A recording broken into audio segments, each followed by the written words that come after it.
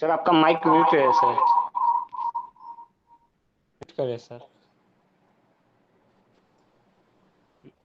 गोपी sir भी sir आपका mic mute है सर। हेलो। हाँ सर साइलेंसर भी आ गए हैं सर। Good afternoon sir. मेरी गुड आवाज आफ्टरनून सर। जी सर, राम सर। सर आपका आवाज आ रहा है sir. Good afternoon sir. Sir sir भी आए हैं, गुड सैलेंसर आफ्टरनून सर भी आ सर। चुके हैं। Good afternoon sir. Good afternoon sir. आप लोग अपने good afternoon sir. Shailendra ji, जी सर, प्रणाम sir. Good afternoon sir. Student आप लोग साइलेंट हो जाएं कोई प्लीज। टेलीग्राम का वो लिंक है जिसे पीडीएफ मिलता है। स्टूडेंट्स आप लोग साइलेंस हो जाएं। आपके स्पीकर आ गए हैं। आपका समय बर्बाद करना नहीं चाहता हूं मैं, इसीलिए 2 मिनट आप धीरज रखें। आपका बस शुरू हो जाएगा।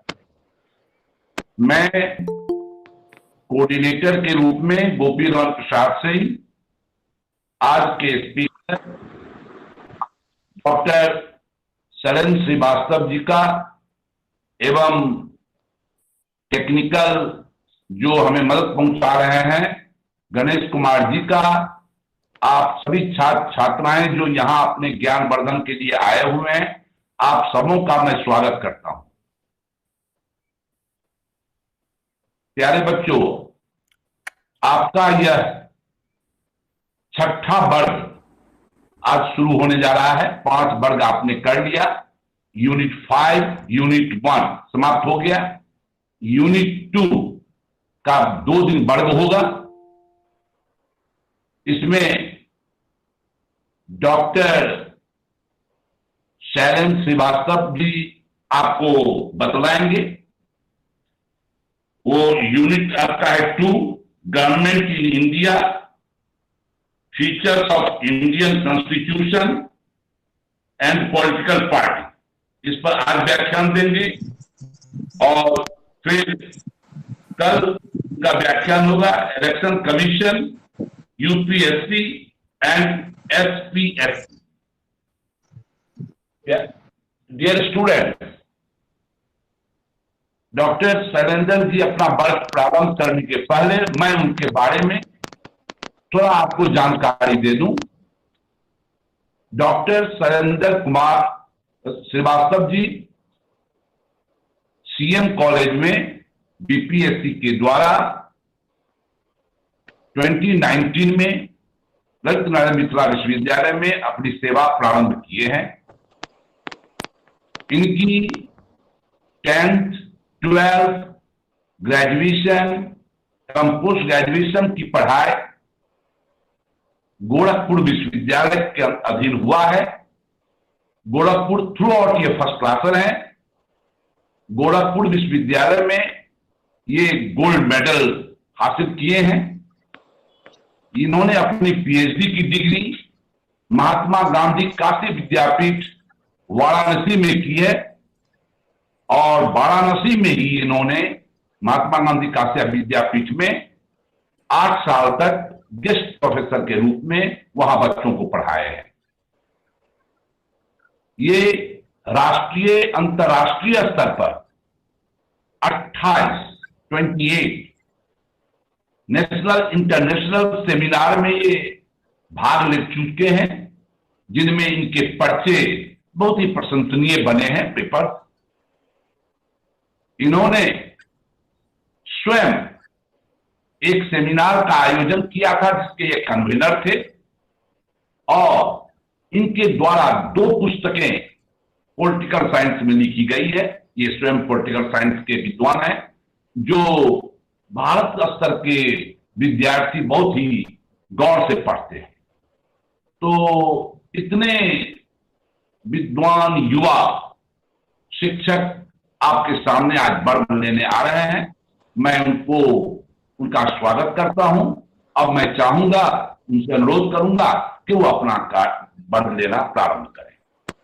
थैंक यू सर, बहुत बहुत धन्यवाद सर कि आपने इस वर्चुअल जो प्लेटफार्म है, बहुत बड़ा प्लेटफार्म है हमारे लिए। गणेश जी, शैलेंद्र जी हमारा कर रहे हैं। शैलेंद्र जी दिखाई आवाज आ रही सर? नहीं, आवाज है, आप दिखाई नहीं पड़ रहे हैं। सर वहाँ क्लिक करिए, सर जो बोल रहे होंगे ना, तो सर इधर आ रहे हैं सर। दिख रहे हैं सर? सर दिख रहे हैं। आप लोग दिख रहे हैं? जी जी सर। यस सर हम लोग को दिख रहा है। ठीक है, विद्यार्थी को दिख रहा है तो हो गया, ठीक है जी। तो बहुत बहुत धन्यवाद सर कि आपने इतने बड़े वर्चुअल प्लेटफार्म पर हमको बच्चों से रूबरू होने का मौका मिला, अपनी बात कहने का मौका मिला। और मैं और स्नातकोत्तर राजनीति विज्ञान विभाग और सीएम कॉलेज परिवार, आपको और आपके सहयोगियों को हार्दिक धन्यवाद कि हमें आपने इतने बड़े प्लेटफार्म पर अपनी बात को कहने का शुभ अवसर प्रदान किए। कि हम इसलिए इस प्लेटफार्म को बड़ा कह रहे हैं क्योंकि इसके माध्यम से हमको बीएससी के भी बच्चे हमको सुन रहे हैं, बीकॉम के भी बच्चे हमको सुन रहे हैं और बीए के भी बच्चे सुन रहे हैं। और पूरे दरभंगा यूनिवर्सिटी के जो भी एफिलेटेड जो कॉलेज हैं, जो भी अंगभूत जो महाविद्यालय हैं, वो सारे बच्चे हमको सुन रहे हैं। तो ये हमारे लिए बहुत ही गर्व की बात है। और जब आपका सर फोन आया था तो मैं उसी दिन से बड़ा अति उत्साहित था कि इस प्लेटफार्म पर अपनी बात को हम कहें। और इस कोरोना काल में दो चीजें हुआ। एक तो मानव जाति का जो समस्या है वो तो है ही है। दूसरी चीज इसका एक प्लस पॉइंट यह हुआ, इस कोरोना से आज हम इस वर्चुअल सोसाइटी की ओर बढ़े और इस मंच को हमको मिला जिससे अपनी बात को हम कह सक रहे हैं। तो कोरोना ने बहुत बुरी चीजें भी दी और कुछ अच्छी चीजें भी दे के जा रहा है, जिससे कि हम नया एक सोसाइटी का डेवलपमेंट कर रहे हैं। और आज का जो विषय है, जो आपका पेपर है, जर्नल एंड एनवायरनमेंट स्टडी, अब सभी लोग, सभी छात्र जो हैं बीए, बीएससी और बीकॉम के हैं, फाइनल ईयर आप लोगों का चल रहा है। इसके बाद से आप लोग कंपटीशन की तैयारी में जाएंगे। कोई यूनियन पब्लिक सर्विस कमीशन में जाएगा, कोई स्टेट पब्लिक सर्विस कमीशन में जाएगा, कोई प्रोफेसर के लिए तैयारी करेगा, कोई नेट के लिए तैयारी करेगा। तो होता यह है कि हमने जहाँ तक अनुभव किया है कि इंटरव्यू के दौरान आपसे पूछा जाता है कि आप कौन से विषय बीएससी में कौन सा सब्जेक्ट रहा, क्या क्या पेपर आपने रहा पढ़े। उसके अलावा उस दरभंगा यूनिवर्सिटी से कोई ऐसा सब्जेक्ट भी रहा जो कंपल्सरी था, जो अनिवार्य था, जो बीएससी के भी बच्चे करते थे, बीकॉम के भी बच्चे करते थे। तो आप बताएंगे कि सर हमने जर्नल एंड एनवायरमेंटल स्टडी एक पेपर ऐसा रहा जो हम सभी के लिए अनिवार्य था। तो वही एक्सपर्ट पूछता है कि आपने इसका अध्ययन तो किया है, तो इसका रिलेवेंट क्या है, प्रासंगिकता क्या है। क्योंकि इंटरव्यू बोर्ड में प्रश्न करना बहुत लेकिन सामने वाले को उत्तर देना बड़ा कठिन होता है। इसलिए हर विषय का एक रिलेवेंट होता है, प्रासंगिकता होती है। तो आप देखे होंगे अभी तक जो भी वर्ग चले, इसके पहले उद्घाटन सत्र में मैं भी था, सर ने बता रहे थे कि लगभग 8-10 सालों से यह पेपर चल रहा था लेकिन पढ़ाई नहीं हो पा रही थी। तो हमने इसमें एक चीज हमने देखा इस इसमें, किसमें वो सारी चीजें हैं जो बेसिक स्ट्रक्चर को तैयार करता है। अगर बीएससी का लड़का है तो साइंस को जानेगा लेकिन सोसाइटी को नहीं जानेगा, स्टेट को नहीं जानेगा, क्लास को नहीं जानेगा। उसको बेसिक चीजों को जानकारी देने के लिए बीएससी वालों को, बच्चों को भी इसमें रखा गया। तो आप देखिएगा कि बीएससी का भी कुछ चैप्टर्स रखा गया है, बीए के भी कुछ चैप्टर्स रखे गए हैं, जैसे सोसाइटी क्या है, पॉलिटिकल साइंस क्या है, संविधान क्या है। कॉमर्स के भी कुछ चैप्टर्स इसमें रखे गए हैं। तो यह एक तरह से आपका यह फाउंडेशन तैयार कर रहा है कि इन फ्यूचर आप कंपटीशन तैयारी में जाएंगे तो आपका जो फाउंडेशन तो तैयार हो गया है, तो उसमें जब बुनियाद तैयार हो गया है तो महल खड़ा करने में ज्यादा देरी नहीं लगती है।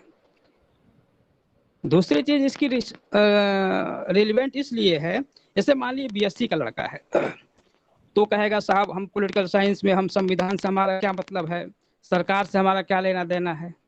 लेना देना है, अगर आप बीएससी हैं, बीएससी कर रहे हैं, एमएससी किए, साइंटिस्ट हो गए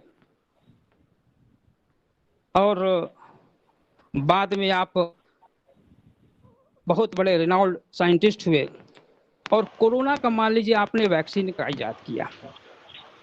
यस तो मान लीजिए आपने अगर कोरोना के वैक्सीन का इजाद किया, उस कोरोना के वैक्सीन को जन जन तक पहुंचाने के लिए यह सबसे बड़ा एक प्रश्न चिन्ह होता है कि कैसे हर व्यक्ति को आसानी से दिया जा सके, क्योंकि एक साइंटिस्ट तो पहुंचाएगा नहीं,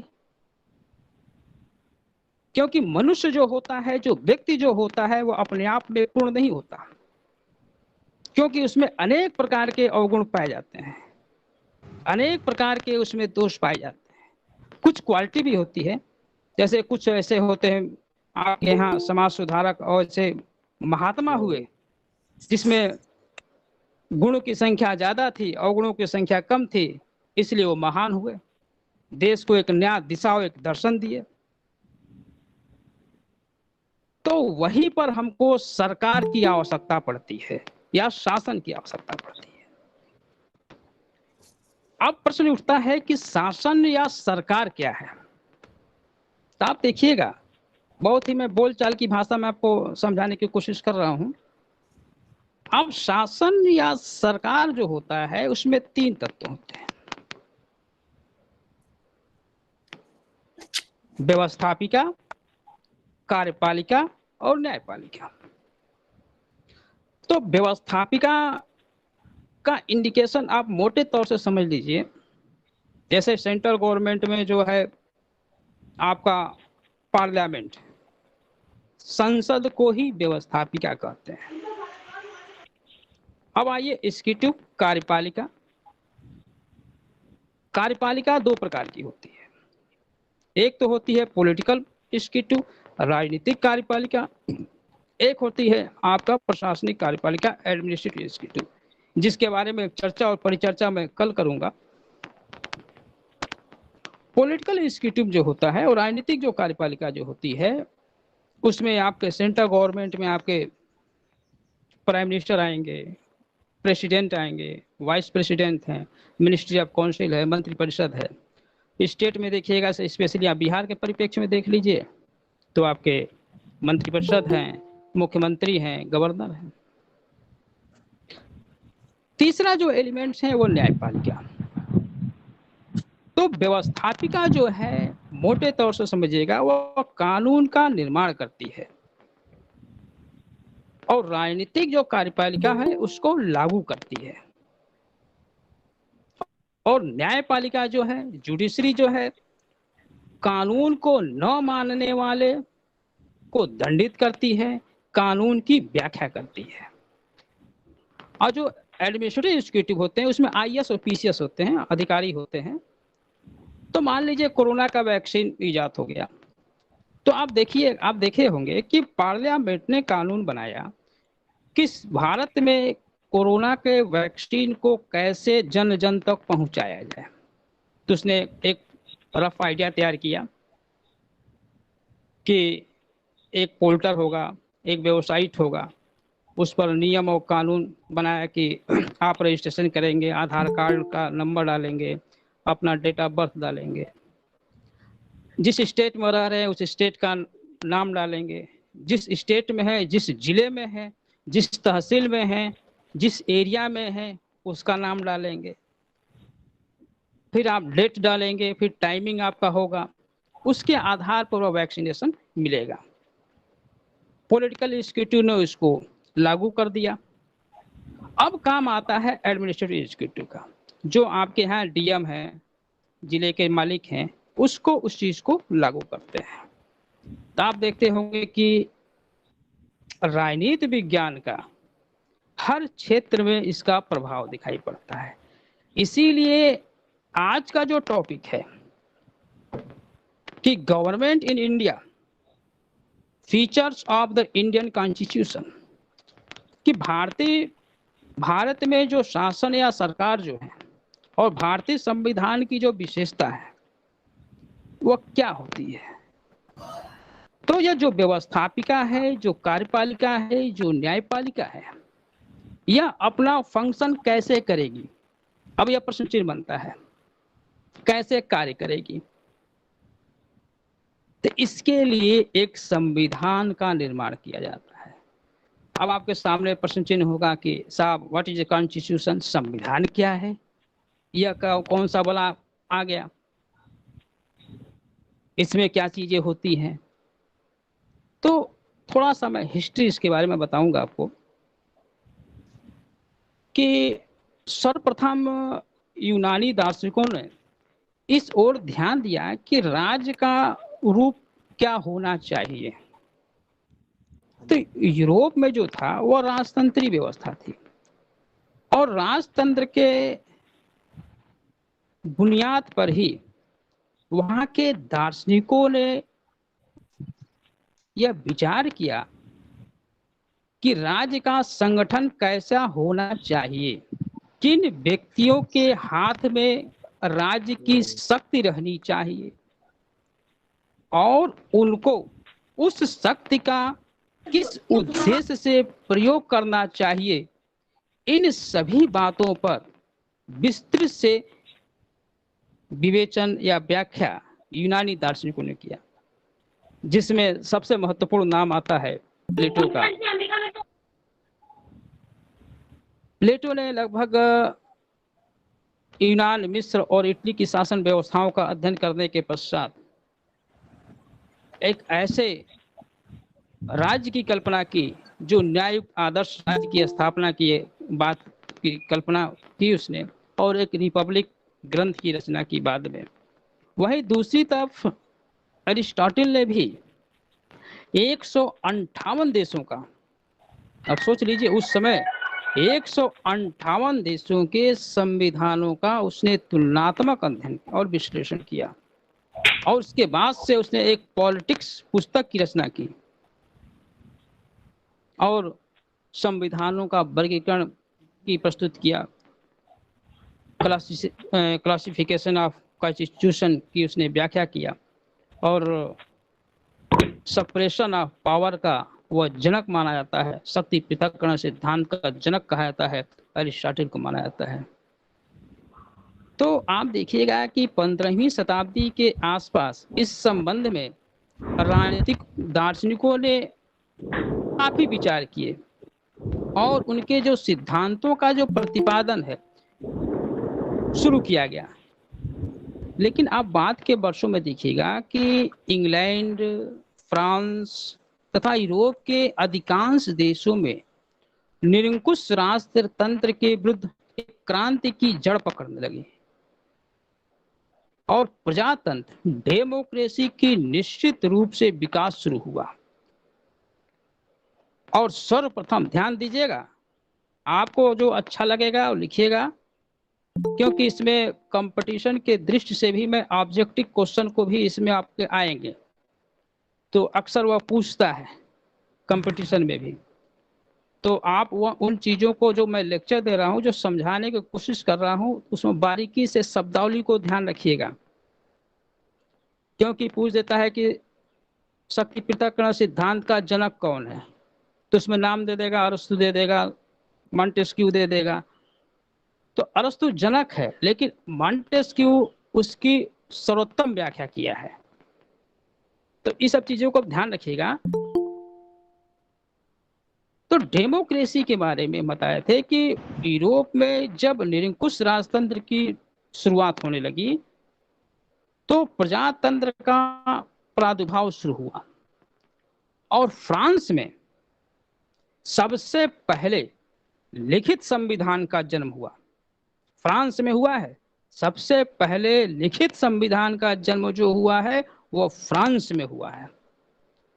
अमेरिका में जो था अलिखित संविधान था, वो लिखित संविधान का प्रारूप प्रदान किया गया सर्वप्रथम, लेकिन फ्रांस जो था लिखित संविधान का वो जनक कहा जाता है। और देखिएगा कि 19वीं शताब्दी के आसपास जर्मनी, बेल्जियम, इटली, ऐसे अनेक देशों में संविधानों का निर्माण किया गया।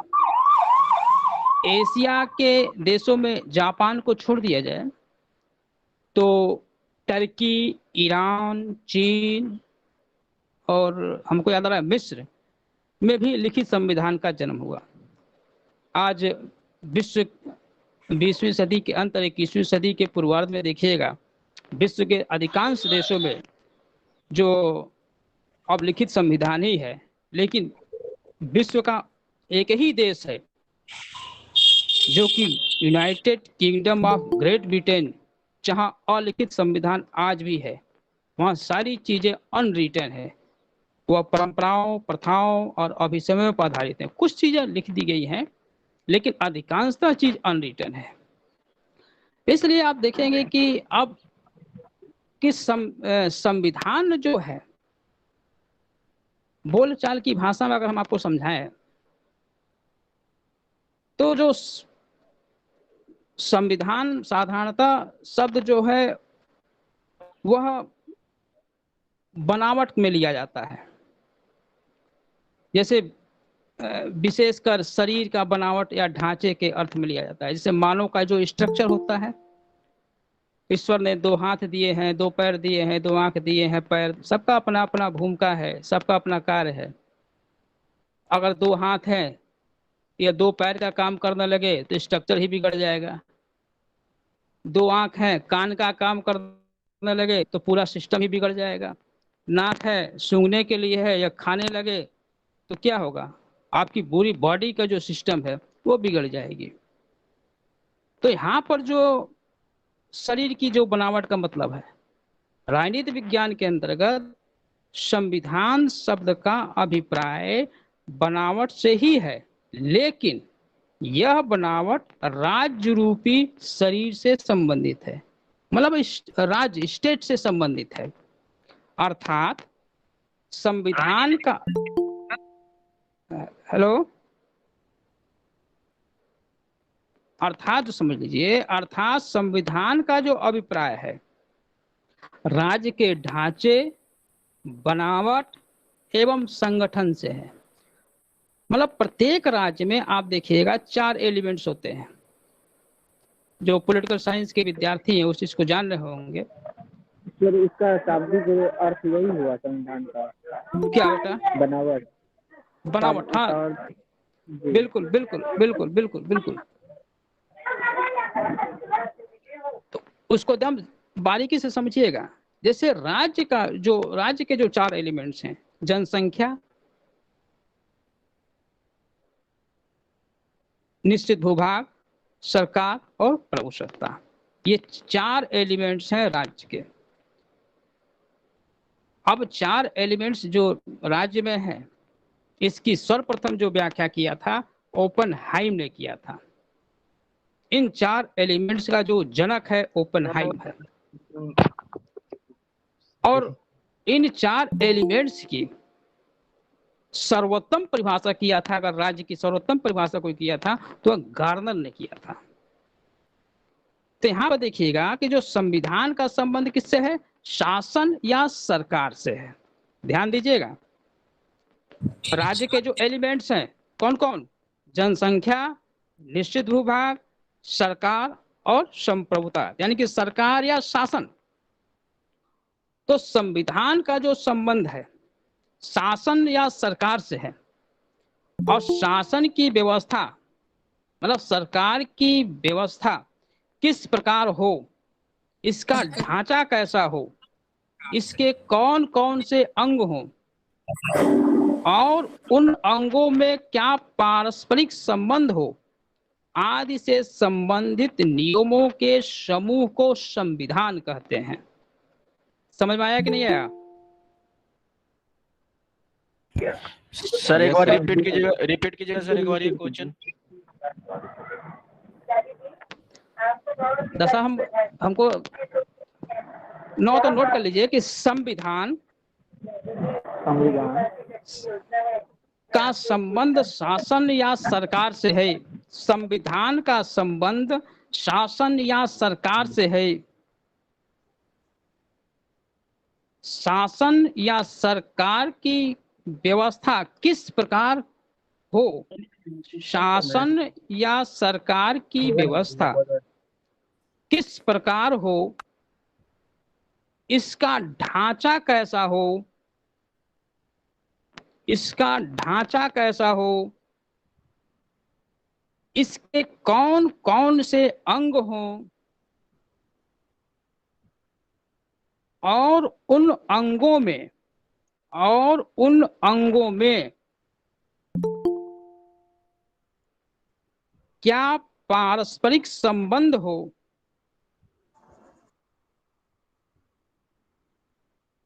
आदि से संबंधित नियमों के समूह को। सर फिर से बोलिए तो ये लाइन को। कहाँ से बेटा? ये इन अंगों में बेटा हम एक मिनट हम भी बेटा लेक्चर दे रहे हैं, हमको याद नहीं है। आप बीच में बोलिएगा तो हम भूल जाएंगे। जी हाँ, हमको डिस्टर्ब ना करिए। बोल देते हैं सर, लिख लिए। हाँ सर, आप थोड़ा स्लो बोलिए सर, तब लिख पाएंगे। अच्छा ठीक, कंटिन्यू कीजिए। यस सर, थोड़ा स्लो।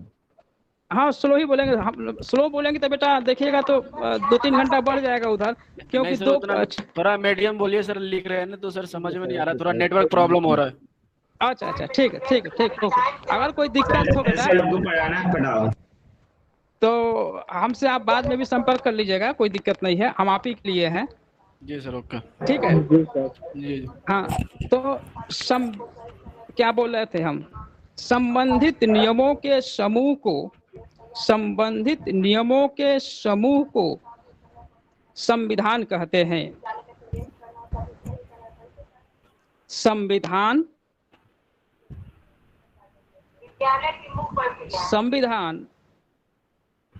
लिखित प्रलेखों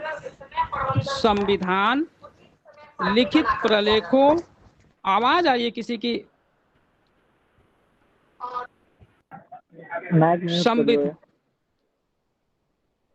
संविधान लिखित प्रलेखों या नियमों, संविधान लिखित प्रलेखों या नियमों, लोकाचारों परंपराओं तथा लोकाचारों, परंपराओं और व्यवहारों पर आधारित होता है।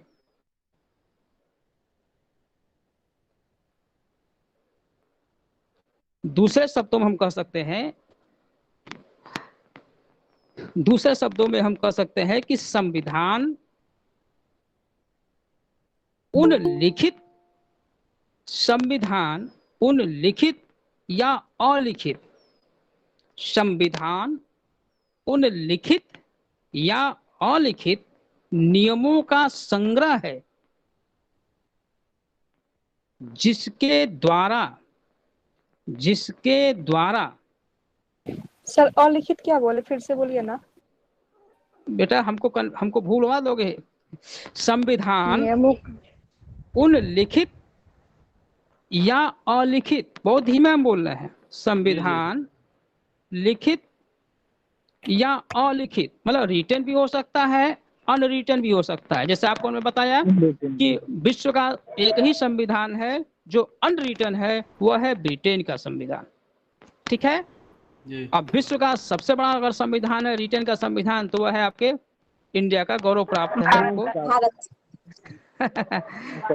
तो हाँ, विश्व का सबसे बड़ा संविधान है। अब विश्व का सबसे अगर छोटा संविधान है तो संयुक्त राज्य अमेरिका का है, यूएसए का। यूएसए का। उसको आप आधा घंटा में पढ़ डालिएगा। मतलब अगर बाइक से, हाँ, फ्रांस का 7 या 22 पेज का है सर। हाँ प्लीज हाँ, अपना 22 अपना मैक बंद कर लो, समझ में नहीं आ रहा सर जो बता रहे हैं। बिल्कुल। तो हमने बोला था कि संविधान लिखित या अलिखित नियमों का संग्रह है जिनके द्वारा शासन के स्वरूप, संगठन, शासन के स्वरूप, संगठन, कार्य क्षेत्र, शासन के विभिन्न अंगों में पारस्परिक संबंध की व्याख्या की जाती है।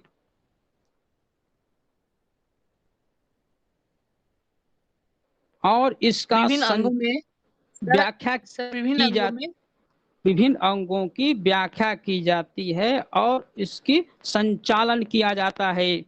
मतलब कहने का मतलब यह है कि जो संविधान में जो भी आपको स्ट्रक्चर, हमने आपको डायग्राम समझाया कि जो व्यवस्थापिका है, कार्यपालिका है, न्यायपालिका है, इनकी क्या भूमिका होगा, क्या कार्य होगा, न्यायपालिका का क्या कार्य होगा। भाई जो व्यक्ति होता है, पहले आप एक चीज को समझिएगा, व्यक्ति जो होता है अच्छा भी हो सकता है, बुरा भी हो सकता है,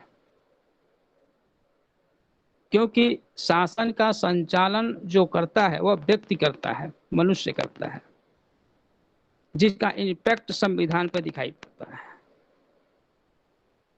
आप देखिएगा हमारे देश के प्रधानमंत्री इस समय माननीय श्री नरेंद्र मोदी जी भी हैं, इसके पहले मनमोहन सिंह जी भी थे, इसके पहले माननीय अटल बिहारी वाजपेयी जी भी थे, इसके पहले और भी लोग रहे, शास्त्री जी रहे, जवाहरलाल नेहरू रहे। आपके उनके क्रियाकलापों को देखिएगा, पावर तो वही था, पावर में कोई अंतर था? Power same. ऐसा तो है नहीं कि कोई बहुत बड़ा पावर मिल गया अलग से। तो वह जो संविधान में जो भी चीजें हैं, सर्वप्रथम इसके हमको याद आ गया कि सर्वप्रथम ब्रिटेन का एक सम्राट हुआ करता था, हेनरी द्वितीय। वह राजा और पादरियों के पारस्परिक संबंधों को और राज्य के नियमों को उसने संविधान का शब्द का प्रयोग किया था। लेकिन जो हेनरी द्वितीय ने जो संविधान शब्द का जो प्रयोग किया वह संकुचित अर्थ में किया गया, एक सीमित दायरे में किया गया है। लेकिन आज जो देखिएगा 21वीं सदी में जो देखिएगा, जो संविधान जो है उसका जो मीनिंग है वो व्यापक अर्थ में किया जा रहा है। इसमें जो है निश्चित नियमों और राज्य के सरकार किस प्रकार की होगी, उसके कौन कौन से विधायी अंग होंगे, उन अंगों की क्या क्या शक्ति होगी, उनमें क्या पारस्परिक संबंध होंगे, शासित के अधिकार क्या होंगे, कर्तव्य कैसा होगा, शासक और शासित के बीच में क्या संबंध होंगे, यह सब सारी चीजें संविधान में व्याख्या मिलता है। आज 21वीं सदी में जो संविधान की जो व्याख्या हो रही है इस रूप में की जा रही है। तो इस पूरे स्ट्रक्चर में देखिएगा तो हमको याद आ रहा है 4-5 बिंदु हमको लग रहा है, इसको आप लोगों तो नोट कर लीजिए, आपके लिए बहुत काम देगा, मेरे दिमाग में चढ़ गया है कि राज्य के शासन का जो स्वरूप, राज्य के शासन का स्वरूप तथा संगठन, राज्य के शासन का स्वरूप तथा संगठन, यह संविधान के जो दायरे में आते हैं। इसका संबंध होता है। सरकार या शासन के विभिन्न अंगों का संगठन एवं कर्तव्य। फिर आपके आता है शासन या सरकार के विभिन्न अंगों के पारस्परिक संबंध, रिलेशंस क्या क्या होते हैं। फिर होता है, एक मिनट, सरकार या शासन के विभिन्न अंगों के जो पारस्परिक जो संबंध है, रिलेशंस हैं। सर आवाज नहीं क्लियर आ रही है।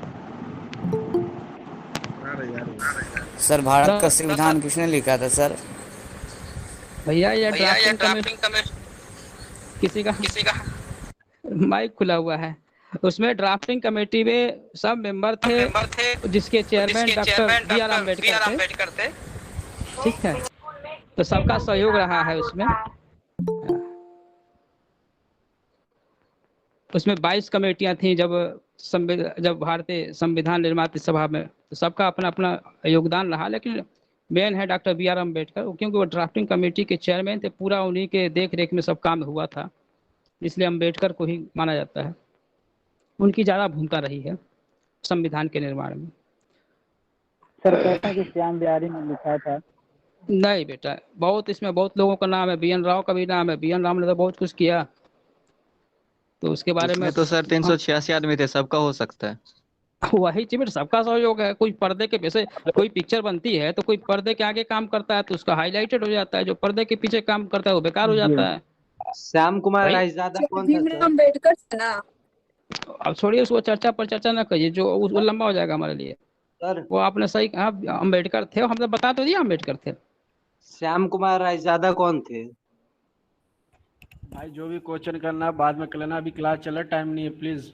भाई बहुत इंपॉर्टेंट क्वेश्चन है, तभी तो पूछ रहा हूँ सर से। भाई टाइम भी तो देखो ना, आप इतना डिस्कस कर रहे हो। जो अभी बहुत टॉपिक लंबा चला जो टॉपिक चला वो टॉपिक देखो ना अभी प्लीज। चलो ठीक है। तीसरी चीज एक हमको पॉइंट याद आ रहा है कि नागरिकों के जो अधिकार और कर्तव्य हैं उसकी व्याख्या आपको संविधान में मिलती है। फिर शासन और नागरिकों के जो पारस्परिक संबंध वो कैसे होंगे, इसकी व्याख्या संविधान में मिलती है। इस संबंध में एक बहुत बड़े विद्वान हुए लॉर्ड ब्राइस, उनका एक बहुत बड़ा अच्छा वक्तव्य है। ना तो आप इच्छुक हो तो नोट कर लीजिए, और कंपटीशन में पूछता रहता है। लॉर्ड ब्राइस का जो है कि संविधान निश्चित नियमों का वह संग्रह है। संविधान निश्चित नियमों का वह संग्रह है जिसमें सरकार की कार्यविधि निहित होती है। संविधान निश्चित नियमों का वह संग्रह है जिसमें सरकार की कार्यविधि निहित होती है और जिसके द्वारा उसका संचालन होता है। बहुत अच्छा परिभाषा है, बहुत सटीक परिभाषा है। तो इस आधार पर संविधान का जो स्ट्रक्चर हुआ, तो फिर से इसी को ना, संविधान निश्चित नियमों का वह संग्रह है। संविधान निश्चित नियमों का वह संग्रह है जिसमें सरकार की कार्यविधियां निहित होती हैं और जिसके द्वारा उसका संचालन होता है। इस प्रकार आप देखिएगा कि भारतीय संविधान निर्माताओं का जो ड्राफ्टिंग कमेटी के जो भी मेंबर थे, उनका जो मूल उद्देश्य था कि ऐसे मौलिक संविधान का निर्माण करना जिसमें मौजूदा परिस्थितियों को ध्यान में रखते हुए देश काल और परिस्थितियों के अनुसार संविधान का निर्माण किया जाए। क्योंकि संविधान निर्माताओं का उद्देश्य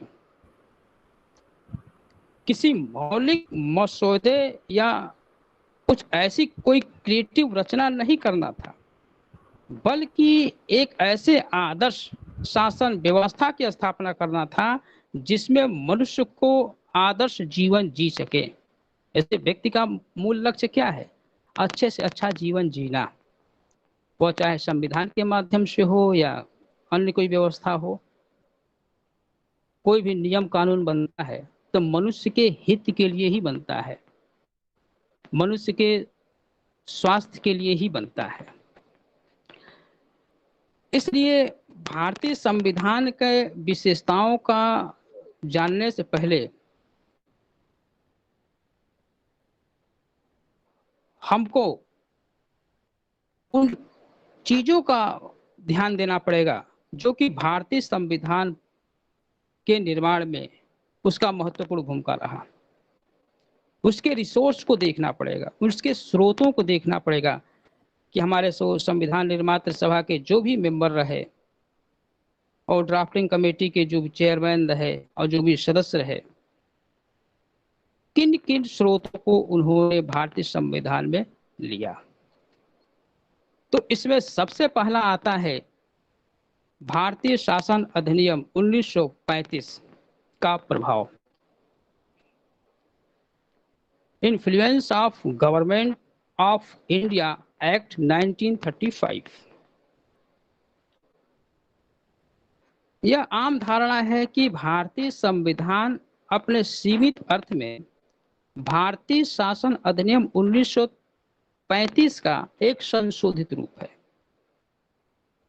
इस संबंध में एक डी बसु है, बहुत अच्छे भारतीय संविधान पर उनकी अच्छी किताब है हमारा संविधान। उन्होंने लिखा है कि भारतीय संविधान में प्रायः 75% उपबंध जो है, जो प्रावधान है, वह भारतीय शासन अधिनियम 1935 से लिए गए हैं। एक जेनिक जो है, बहुत बड़े विधिशास्त्री थे, उन्होंने कहा कि संविधान, भारतीय संविधान के जो अधिकांश जो प्रावधान है वह 1935 का ही स्वरूप है।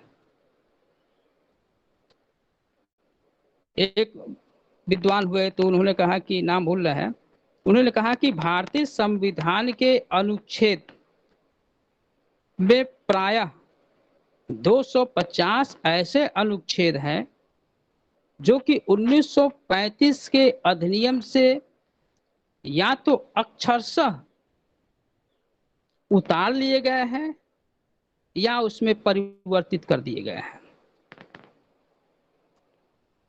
तो हमको अब यह देखना है कि भारतीय संविधान में वो 1935 का जो अधिनियम है, जो रिसोर्सेज हैं, कौन कौन से रिसोर्सेज हैं जो भारतीय संविधान को प्रभावित किए हैं। तो 2-3 पॉइंट हमको याद आ रहा है, वो आपके कंपटीशन के लिए बहुत लाभदायक होगा, उसको ना तो नोट कर लीजिए।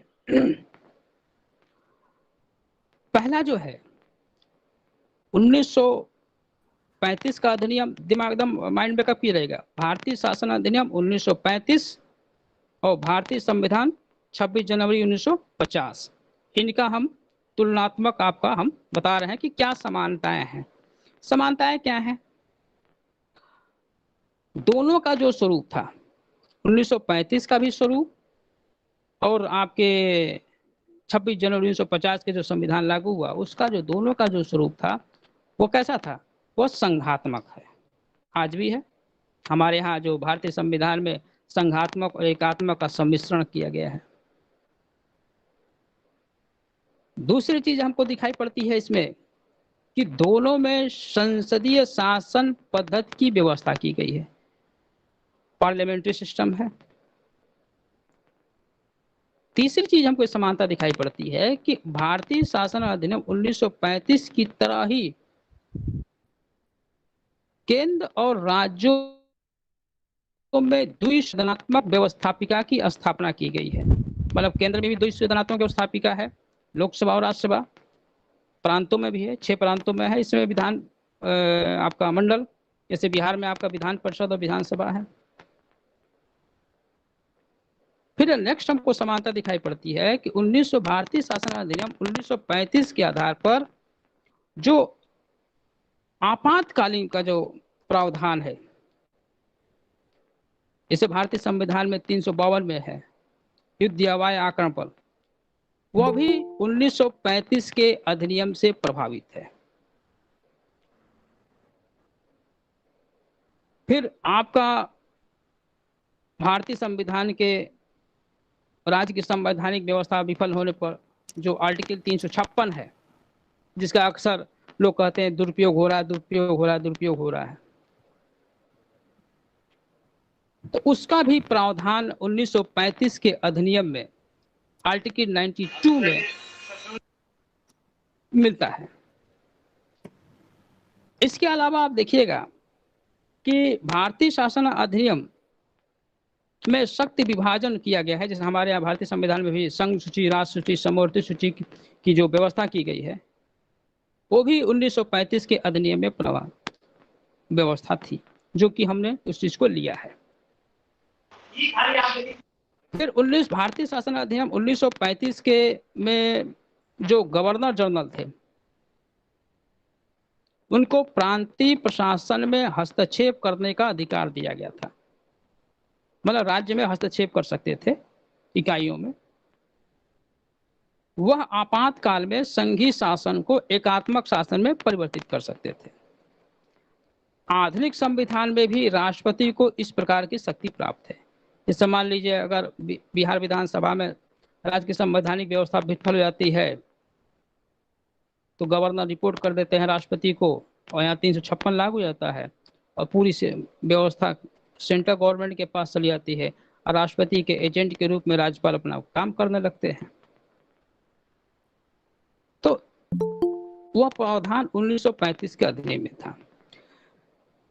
ये जो 3-4-5 बिंदु आपको हमने बताया, इस प्रकार यह स्पष्ट हो जाता है कि आप देखे होंगे कि भारतीय शासन अधिनियम का जो प्रमुख स्रोत है, वो संविधान निर्मात देश के अंदर उसी प्रकार का एकदम साइकोलॉजिकल हम बात व्याख्या कर रहे हैं कि संविधान निर्मात के जो सभा के जो मेंबर थे, वो उसी प्रकार की शासन व्यवस्था स्थापित करना चाहते थे जिस प्रकार देश में पहले से शासन व्यवस्था चली आ रही है। मतलब कहने का मतलब यह है मेरा कि अगर कोई सिस्टम या व्यवस्था को आप बदलते हैं, तो जनमानस तक उस व्यवस्था को, उस क्रियान्वयन को, उस अधिकार को पहुंच पाना कठिन होता है। जैसे आप देखते होंगे कि कोरोना काल में सेंट्रल गवर्नमेंट में 6 महीने पे, 2 महीने पे, 1 महीने पर नया रूल रेगुलेशन आता रहता है। तो जनता उस चीज को जब तक समझती है, वो सारी चीजें बीत जाती हैं। इसलिए संविधान निर्माण की सभा के जो मेंबर थे, जो ड्राफ्टिंग कमेटी के जो मेंबर थे, जो चेयरमैन थे अम्बेडकर जी, वो इस चीज को भली भांति जानते थे कि अगर हम सिस्टम में थोड़ा भी छेड़छाड़ करेंगे तो हमारे जो जन मानस के लोग हैं, जो हमारी आम जनता है, जो उतनी पढ़ी लिखी नहीं है, वह उन बारीकी चीजों को नहीं समझ पाएंगे। इसलिए इसमें कुछ संशोधन के साथ उस व्यवस्था को उन्होंने एडॉप्ट किया। ये कोई गलत चीज नहीं है। अगर कोई चीज ठीक सुचारू रूप से चली आ रही है तो उसमें हम छेड़छाड़ करें और जो चीजें हम उधर उधर करेंगे तो व्यवस्थाएं बिगड़ जाती हैं। अम्बेडकर से यह पूछा गया इस बारे में, तो अम्बेडकर जी ने बहुत अच्छा जवाब दिया कि मैं इस बात में किसी प्रकार की लज्जा अनुभव नहीं करता कि हमने नवीन संविधान का निर्माण करते समय अधिनियम की बहुत सी बातों को अपनाया है। किसी भी अच्छी बात को अपनाने में संकोच नहीं होना चाहिए। बहुत अच्छी बात उन्होंने कहा। अगर मान लीजिए हमको आपसे कुछ चीजें, अच्छी चीज मिल रही है सीखने को, और उससे हमको भी लाभ है, सोसाइटी को भी लाभ है, तो क्यों नहीं हम सीखेंगे? इसमें गलत कुछ तो है नहीं। तो आपको हमने एक चीज समानता दिखाया। दूसरी चीज इसमें असमानता क्या है? आप कहिएगा कि एकदम नकल है, नकल भी नहीं है। कुछ चीजों को हमने चेंज करने की कोशिश किया है। दोनों में अंतर क्या दिखाई पड़ता है? भारतीय शासन अधिनियम 1935 के निर्माण में ब्रिटिश संसद ने किया था, जिसका उद्देश्य जो था भारत में ब्रिटिश शासन को सुदृढ़ बनाए रखना। लेकिन भारतीय संविधान का निर्माण जनता के लोकप्रिय प्रतिनिधियों ने किया है, जिसका उद्देश्य गांधीवादी विचारधारा के आधार पर लोक कल्याणकारी राज्य की स्थापना करना है, वेलफेयर स्टेट की स्थापना करना था। दूसरा इसमें अंतर हमको दिखाई पड़ता है कि भारतीय शासन अधिनियम 1935 के अंतर्गत जो अवशिष्ट शक्तियां हैं, जैसे 3 होती थी, संघ सूची, राज सूची, समवर्ती सूची, जो न तो संघ सूची में है, न तो राज सूची में है, न तो समवर्ती सूची में है, जो विषय बच जाते थे उसको हम अवशिष्ट सूची में डाल दिया जाता है। तो जो अवशिष्ट शक्तियां जो थी वह गवर्नर जनरल के हाथों में रहती थी। वही इस बात का निर्णय करता था कि कौन सी अवशिष्ट शक्तियां केंद्र को दी जाए और कौन सी प्रांतों को दी जाए। लेकिन हमारे संविधान में, नए संविधान में यह प्रावधान किया गया कि अवशिष्ट जो शक्तियां हैं वो केंद्र सरकार को प्रदान कर दी जाए, उस पर कानून बनाने का अधिकार केंद्र सरकार को है। तीसरी चीज हमको अंतर दिखाई पड़ता है इसमें कि भारतीय शासन अधिनियम 1935 में नागरिकों को मौलिक अधिकारों का उल्लेख नहीं था, मतलब फंडामेंटल राइट्स की व्यवस्था 1935 के अधिनियम में नहीं थी। मताधिकार सीमित थे, मतलब कुछ लोगों को मताधिकार का अधिकार था, सभी लोगों को नहीं था। सांप्रदायिकता के आधार पर निर्वाचन हुआ करता था। लेकिन नए संविधान में नागरिकों के जो मूल अधिकार और राज्य के नीति निर्देशक तत्वों के साथ वैश्विक मताधिकार एवं पंथ निरपेक्ष राज्य की स्थापना किया गया है, सेकुलर स्टेट राज्य की स्थापना किया गया है। तो दोनों में अंतर दिखाई पड़ता है।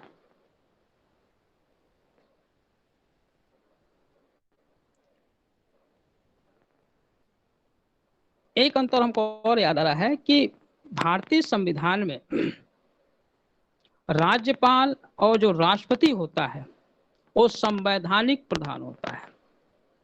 पार्लियामेंट्री सिस्टम में जो राज्यपाल होता है और राष्ट्रपति जो होता है वो संवैधानिक प्रधान होता है। लेकिन भारतीय शासन अधिनियम 1935 में जो ब्रिटिश गवर्नर जनरल था वह वास्तविक शासक होता था। इस आधार पर देखिएगा कि हम यह कहें कि 100% हमने नकल किया है, नकल भी नहीं है। हमने उन चीज़ों को, भारतीय संविधान निर्माताओं ने उन चीज़ों को लेने की कोशिश किया है जो देश के हित में हो। अब प्रश्न उठता है कि भारतीय संविधान पर किन किन देशों के संविधानों का प्रभाव पड़ा। इसको न तो नोट के लिए या अक्सर कंपटीशन में पूछता है, चाहे आप पॉलिटिकल साइंस के विद्यार्थी हो या साइंस के विद्यार्थी हो या कॉमर्स के विद्यार्थी हो, अगर कंपटीशन में जाएंगे तो संविधान से प्रश्न आना ही आना है। तो जनरली यह क्वेश्चन पूछता है, तो आपको एक जगह रहेगा तो आराम रहेगा। अब किन किन देशों का प्रभाव पड़ा है? पहला है ब्रिटिश संविधान का प्रभाव, influence of British constitution, British संविधान का प्रभाव। दूसरा प्रभाव पड़ा है अमेरिकी संविधान का प्रभाव, इन्फ्लुएंस ऑफ अमेरिकन कॉन्स्टिट्यूशन। तीसरा है आयरिश संविधान का प्रभाव, influence of the Irish constitution. अगला है ऑस्ट्रेलिया के संविधान का प्रभाव, influence of the Australian constitution. फिर भारतीय संविधान पर कनाडा के संविधान का भी प्रभाव दिखाई पड़ता है। Influence of the Canadian constitutions. Japan एवं दक्षिण अफ्रीका के संविधानों का प्रभाव दिखाई पड़ता है। Influence of the constitution of Japan and south Africa. इसके अलावा जर्मनी का भी प्रभाव भारतीय संविधान पर दिखाई पड़ता है।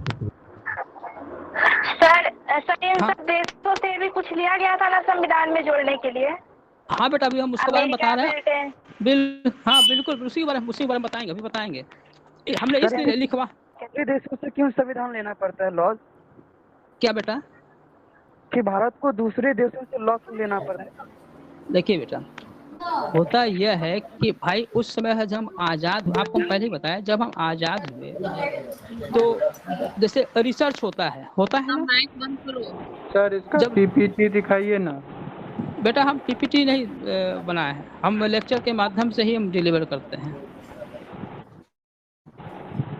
अब पीपीटी बनाते तो खाली पॉइंट हम डिटेल कर देते, एक्सप्लेन तो हम ही करते। मेरी बात को समझिए। मान लीजिए आपके फीचर्स जो है, जो संविधान की विशेषता है, हमने 2-3 तो चीजें डिस्टर्ब हो जाएगा फिर।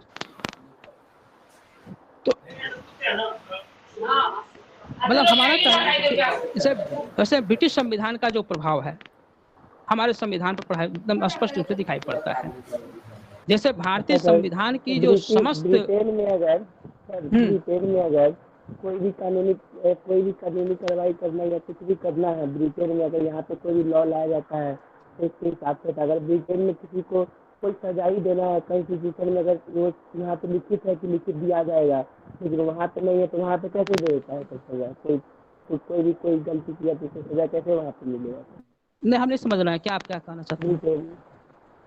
यहाँ पे इंडिया का संविधान है सर, इंडिया का जो संविधान है वो ब्रिटेन संविधान कहना चाह रहा है कि ब्रिटिश में कोई गलती करता है उसको सजा कैसे मिलती है? ब्रिटेन का संविधान लिखा हुआ नहीं है, वहाँ पे अनरिटन है। तो क्या चीज?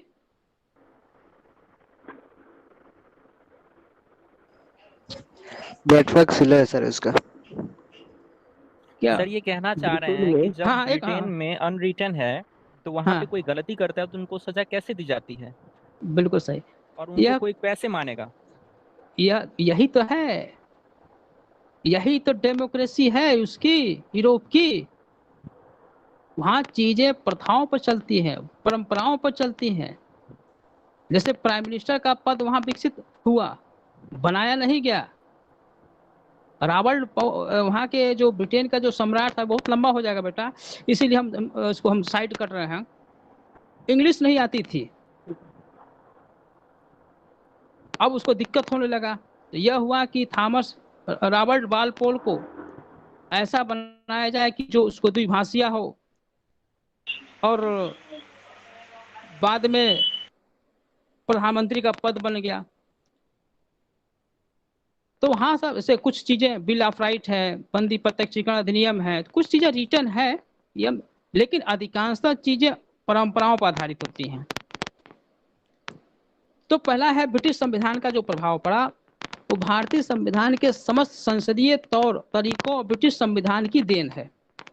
जैसे प्रधानमंत्री की नियुक्ति कैसे होगी, फिर आपका मंत्रिमंडल या मंत्रिपरिषद का निर्माण कैसे होगा, रिस्पॉन्सिबिलिटी कैसे रहेगी, ये प्रथाओं और परंपराओं पर आज भी वहाँ चल रहा है, और उस चीज को हमने रिटर्न रूप में कर दिया है।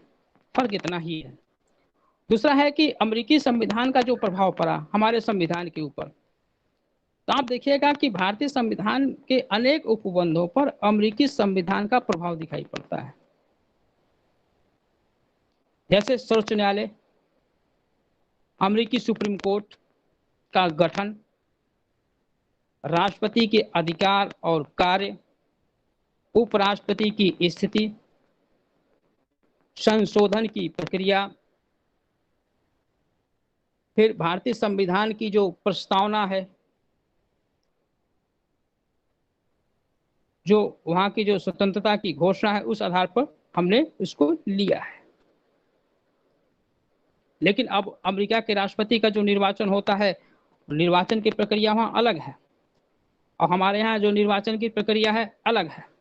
दोनों में जमीन आसमान का अंतर है। हाँ, सिस्टम को हमने अडॉप्ट किया है, चीजों को हमने लिया है, लेकिन उसकी जो भूमिका है, जो कार्य है, वो सारी चीजें अलग हैं। अमेरिका के राष्ट्रपति का निर्वाचन अलग है, पावर्स अलग है। हमारे यहाँ का जो संवैधानिक प्रधान है वह वहाँ का वास्तविक प्रधान है। अमेरिका का राष्ट्रपति वहाँ की जनता द्वारा स्वयं निर्वाचित किया जाता है। हमारे यहाँ अप्रत्यक्ष रूप से होता है। विधानसभा के निर्वाचित सदस्य और संसद के निर्वाचित सदस्य क्या नाम है, राष्ट्रपति के निर्वाचन में भाग लेते हैं और वहाँ पर जनता एक निर्वाचक मंडल के सदस्यों को चुनता है। वो क्या कहते हैं, लिस्ट सिस्टम से अमेरिकी राष्ट्रपति का निर्वाचन होता है, उसका सिस्टम अलग है। लेकिन हमने चीजों को वहां से पद को लिया है, लेकिन देश काल और परिस्थितियों के अनुसार हमने उस सिस्टम को बदला है। फिर आयरलैंड से हमने संविधान को ग्रहण किया है। जैसे आपके यहाँ देखिएगा, हमारे यहाँ भारतीय संविधान में उपबंधित राज्य के नीति निर्देशक जो तत्व हैं वो हमने उत्तरी आयरलैंड से लिया है। राष्ट्रपति के निर्वाचन की जो प्रक्रिया है हमने उत्तरी आयरलैंड से लिया है। जो राज्यसभा में जो सदस्य निर्वाचित होते हैं, मनोनीत होते हैं, नॉमिनेट होते हैं, कला, साहित्य, समाज सेवी, विज्ञान के क्षेत्र में, ये हमने कहाँ से लिया है? उत्तरी आयरलैंड से लिया है। फिर ऑस्ट्रेलिया के संविधान का प्रभाव भी हमारे संविधान पे दिखाई पड़ता है। प्रस्तावना की जो शब्दावली है वो हमने ऑस्ट्रेलिया से लिया है। समवर्ती सूची का जो विचार है हमने ऑस्ट्रेलिया से लिया है। कनाडा का भी प्रभाव हमारे संविधान के ऊपर दिखाई पड़ता है। जैसे हमारे यहाँ कनाडा में यूनियन शब्द का प्रयोग किया गया है, हमारे यहाँ यूनियन ऑफ स्टेट शब्द का प्रयोग किया गया है, राज्यों का संघ शब्द का प्रयोग किया गया है। लेकिन शब्दावली को हमने कनाडा से ही लेने की कोशिश किया है और उसके शब्दावली को हमने चेंज करने की कोशिश किया है संविधान निर्माताओं ने। फिर जापान और दक्षिण अफ्रीका से भी हमने संविधान के कुछ चीज़ें, अच्छी चीज़ें संविधान निर्माताओं ने लिया। जैसे संशोधन की प्रक्रिया है, संविधान में संशोधन की प्रक्रिया कैसे होगी, इसका क्या चीज़ें होंगी 368 के तहत। फिर आपका जो जुडिशियल रिव्यू है, न्यायिक पुनरावलोकन, हमने अमेरिका से लिया, लेकिन वहाँ पर जो शब्दावली है विधि की उचित प्रक्रिया को अपनाया गया है। लेकिन हमारे यहाँ जो है शब्दावली को बदल दिया गया है। हम लोगों ने यहाँ पर विधि द्वारा स्थापित प्रक्रिया को अपनाया गया है, जो कि जापानी शब्दावली है। फिर जर्मनी का भी प्रभाव पड़ा है। जर्मनी के वाइमर गणतंत्र का जब हुआ तो वहाँ के जो इमरजेंसी पावर थे, क्या कहते हैं, राष्ट्रपति के, वह हमारे यहाँ भारत के संविधान में प्रावधान किया गया है। तो इस प्रकार आप देखिएगा कि मतलब भारतीय संविधान में बहुत चीज़ों का, बहुत से देशों का प्रभाव दिखाई पड़ता है। इस कारण से इसकी आलोचना भी होती है, काफ़ी आलोचना भी होती है। और कुछ लोग तो कहते हैं कि यह भानुमति के कुनबे का एक तरह गड़बड़ झाला है, हॉच पॉच, जिसको कहते हैं लोग हॉच पॉच, मतलब खिचड़ी मानते हैं लोग, हाइब्रिड कहते हैं कुछ लोग। कुछ लोगों ने तो कहा है कि साहब ये तो कैंची और गोंद का खिलवाड़ है, मतलब result of scissor and paste, मतलब कट पीस करके इधर उधर जोड़ दिया गया है। तो आलोचनाएं भी हुई है, ऐसी बात नहीं है आलोचनाएं भी नहीं है, लेकिन इन सब आलोचनाओं से यह स्पष्ट हो जाता है कि विश्व के विभिन्न संविधानों से भारतीय संविधान प्रभावित है। ये बात सही है। फिर भी संविधान निर्माताओं ने आंख बंद कर उनकी नकल नहीं की है, बल्कि विश्व के विभिन्न संविधानों में जो चीजें उन्हें उपयोगी और उचित लगी उसे उन्होंने ग्रहण किया था। दूसरों से अगर अच्छी चीजें ग्रहण करना आलोचना का विषय नहीं हो सकता। मान लीजिए कोई चीज अच्छी चीजें हैं और उसे ग्रहण कर रहे हैं तो आलोचना नहीं होनी चाहिए, क्योंकि भारतीय संविधान सभा को मौजूदा जो परिस्थितियां थी उस पर काबू पाना था। इसलिए अच्छे संविधान और कुछ अच्छी व्यवस्था को निर्माण करने के लिए इस प्रकार की व्यवस्था को स्वीकार करना पड़ा। हमको याद आ रहा है कि डॉक्टर राजेंद्र प्रसाद जी से इस संबंध में पूछा गया तो उन्होंने स्पष्ट रूप से कहा कि यदि हम ऐसा नहीं करते तो शायद अपने हम अहम की पुष्टि करते, लेकिन भारत की व्यवहारिक आवश्यकताओं की पूर्ति नहीं कर पाते। तो इसलिए इन सब चीजों के बावजूद भी हमारे जो संविधान निर्माता के जो सदस्य थे हमें अच्छा से अच्छा देने की कोशिश किए हैं और उन चीजों को देने की कोशिश की है जिससे कि हम लोगों का आदर्श जीवन, आदर्श व्यवस्था बनी रहे। इसीलिए संविधान, क्योंकि संविधान ही किसी देश की आंतरिक, सामाजिक, राजनीतिक और आर्थिक शक्तियों के पारस्परिक संबंधों की वैधानिक अभिव्यक्ति करता है। यदि देखें अतीत की झलक और वर्तमान शासन प्रणाली और भविष्य का दर्पण होता है। संविधान ही इतिहास से संदेश लेकर, मतलब संविधान जो है इतिहास से संदेश लेकर वर्तमान शासन प्रणाली के अनुकूल भविष्य के लिए एक सुनियोजित योजना की व्यवस्था करता है। इसलिए संविधान का रूप देश के भौगोलिक, आर्थिक, राजनीतिक और अन्य दशाओं से प्रभावित होता रहता है। संविधान का स्वरूप समय और परिस्थितियों के अनुसार बदलता रहता है। इसलिए एक विद्वान रहे हुए मेटलैंड और बर्क ने, एडम बर्क हैं ब्रिटेन के, उन्होंने बड़ी अच्छी बात कहा कि किसी भी देश के शासन तंत्र को समझने के लिए उस देश की आर्थिक और सामाजिक समस्याओं का ज्ञान आवश्यक है। बहुत अच्छी चीज कहा। अगर किसी देश की शासन तंत्र की व्यवस्था को समझना है आपको बारीकी से, तब वहां के आर्थिक और सामाजिक समस्याओं को जाने। इस प्रकार हर देश की अपने संविधान की अपनी एक विशेषता होती है, अपने एक फीचर्स होते हैं। उसी प्रकार भारत के भी संविधान की अपना एक फीचर्स है, अपनी एक विशेषता है, जो कि हमारा एक विश्व में एक अद्भुत है, अनोखा संविधान है। कुछ बिंदु है, कुछ पॉइंट्स हैं, तो आप उसको नोट कर लीजिए। बहुत हम आराम से बोलेंगे क्योंकि वहाँ महत्वपूर्ण पॉइंट्स हैं। यह मेन है आपका, ये क्वेश्चन पूछेगा भी आपके जर्नल और एनवायरमेंटल साइंस में, सॉरी जनरल एनवायरमेंट स्टडी में। तो पहला आपका विशेषता है, नोट कर लीजिए, लिखित और निर्मित संविधान। बहुत हम आराम से बोलेंगे। थोड़ा सा क्लास लंबा चलेगा बेटा, तो थोड़ा सा पेशेंस रखिएगा, क्योंकि आप लोग श्रोता हैं, हम तो वक्ता हैं। तो हाँ, हम तो श्रोता जो होता है भगवान के समान होता है, परमात्मा के समान होता है। तो पेशेंस बनाए रखिएगा, पेशेंस बनाए रखिएगा। आप पेशेंस बिगाड़िएगा तो हमारा पेशेंस बिगड़ जाएगा, क्योंकि आप ही से हमारा हौसला बुलंद हो रहा है। भैया देखिए, आप हैं तो हम हैं।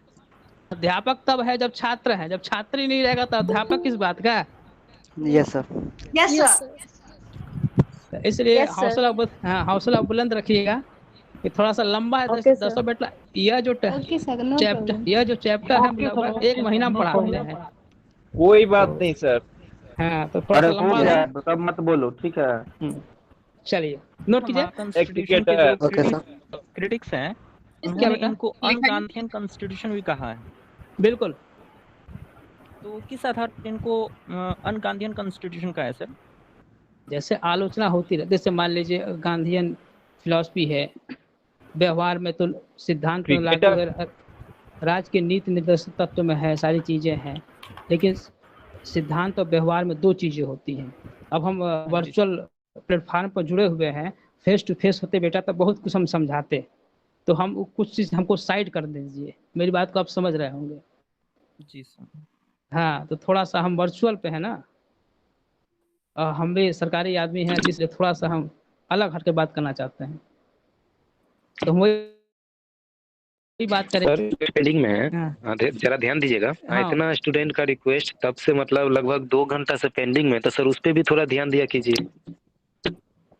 अच्छा, ठीक है, पहले लिखिए लिखित और निर्मित संविधान, वो हम बाद में भी देख लेंगे बेटा, कोई टेंशन नहीं लीजिए, हम आपसे बाद में संपर्क कर लेंगे, हम भागे नहीं जाए हैं, ठीक है।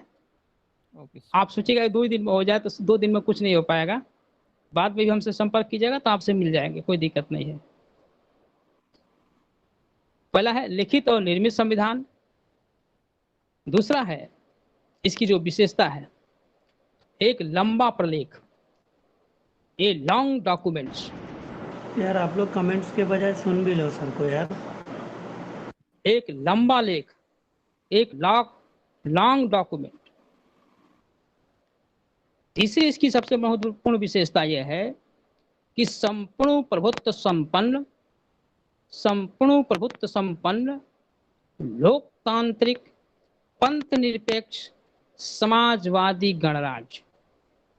संपूर्ण प्रभुत्व संपन्न लोकतांत्रिक पंथ निरपेक्ष समाजवादी गणराज्य। Sovereign, democracy, secular, socialist Republic. यार मनीष भाई पॉपअप हो रहा है ऊपर में ही कमेंट, हाइड करने का ऑप्शन नहीं आ रहा है, वरना हाइड कर चुका हूं। डेमोक्रेसी, फिर से बोलिए ना। सेकुलर, संपूर्ण प्रभुत्व संपन्न, यह प्रस्तावना है बेटा, प्रियम्बल में आता है। संपूर्ण प्रभुत्व संपन्न लोकतांत्रिक पंथ निरपेक्ष समाजवादी गणराज्य।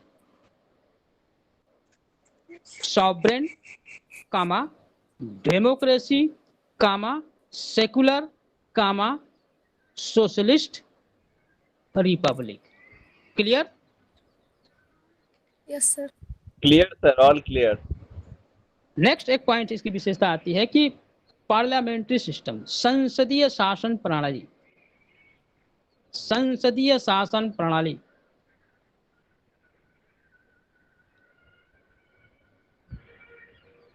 दूसरी एक विशेषता दिखाई पड़ती है पार्लियामेंट्री सिस्टम में, लचीला एवं कठोर संविधानों का सम्मिश्रण। लचीला एवं कठोर संविधानों का सम्मिश्रण।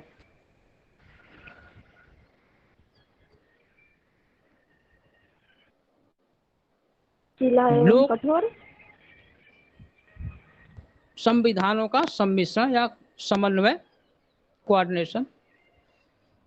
लोकप्रिय संप्रभुता पर आधारित, बेस्ड ऑफ पॉपुलर सॉवरेंटी। लोकप्रिय संप्रभुता पर आधारित, लोकप्रिय संप्रभुता, सॉवरेंटी, संप्रभु। पहले सुनो अच्छे से, उसके बाद लिखो, बीच में मत बोला करो। Based on popular sovereignty.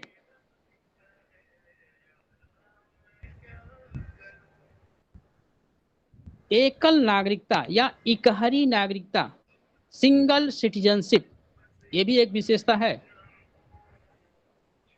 संपूर्ण विश्व में 3 प्रकार की नागरिकता होती है। लोकप्रिय के बाद सर क्या बेटा? लोकप्रिय संप्रभुता, उसके बाद से इकहरी नागरिकता या एकल नागरिकता, सिंगल सिटीजनशिप।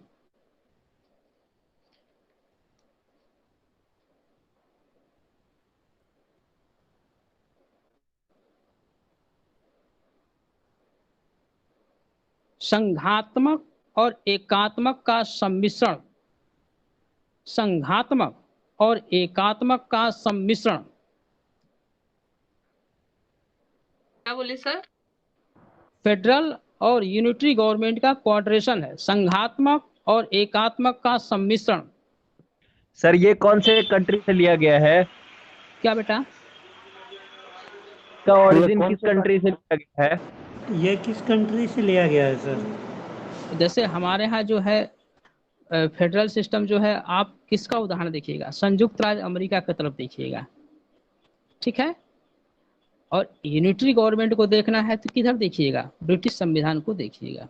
ये मेन फीचर्स होते हैं। तो वहाँ पर जो संघीय जो व्यवस्था है, हमारे यहाँ की जो संघीय व्यवस्था दिखता, लेकिन आप संघीय विशेषता आप देखिएगा। दरअसल मेरे पास समय नहीं है बेटा, स्पेशली अलग से हम पढ़ाते हैं। तो इसमें ये होता है कि संविधान की स्वच्छता होती है, संघीय म्यूट अपना माइक अपना बंद करें। संघात्मक शासन व्यवस्था में यह होता है कि दोहरी नागरिकता होती है, संविधान की स्वच्छता होती है। शालिग्राम माइक बंद करो अपना। तो वह सब सारी चीजें हैं। यूनिटरी गवर्नमेंट की अलग विशेषता होती है। तो दोनों का हमने कोऑर्डिनेशन लिया है, समन्वय किया है। जो चीज इसमें अच्छी है वो हमने ले लिया है, एकात्मक की जो व्यवस्था है वो हमने ले लिया है। लेकिन व्यवहार में आपको बता दें, हमारे यहाँ फेडरल संघीय व्यवस्था कम, एकात्मक ज्यादा दिखाई पड़ता है। केंद्र सरकार चाहे तो 248, 249, 252, 253, 254 में कानून बना सकता है। अब इतना आप बेयर एक्ट उठाकर देख लीजिएगा।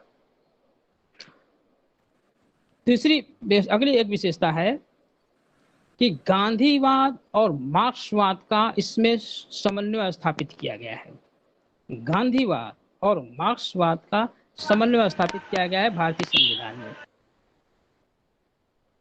इसकी एक और विशेषता है मौलिक अधिकार और मूल कर्तव्य।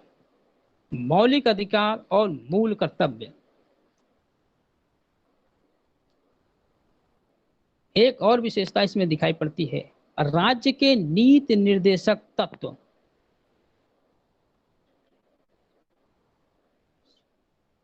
राज्य के नीति निर्देशक तत्व।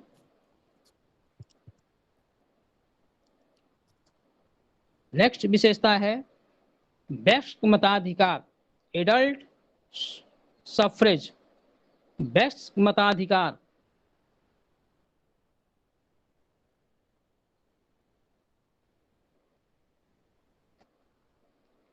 न्यायपालिका की वयस्क मताधिकार, संविधान की सर्वोच्चता, सुप्रीमेसी ऑफ कॉन्स्टिट्यूशन। संविधान की सर्वोच्चता, सुप्रीमेसी ऑफ कॉन्स्टिट्यूशन।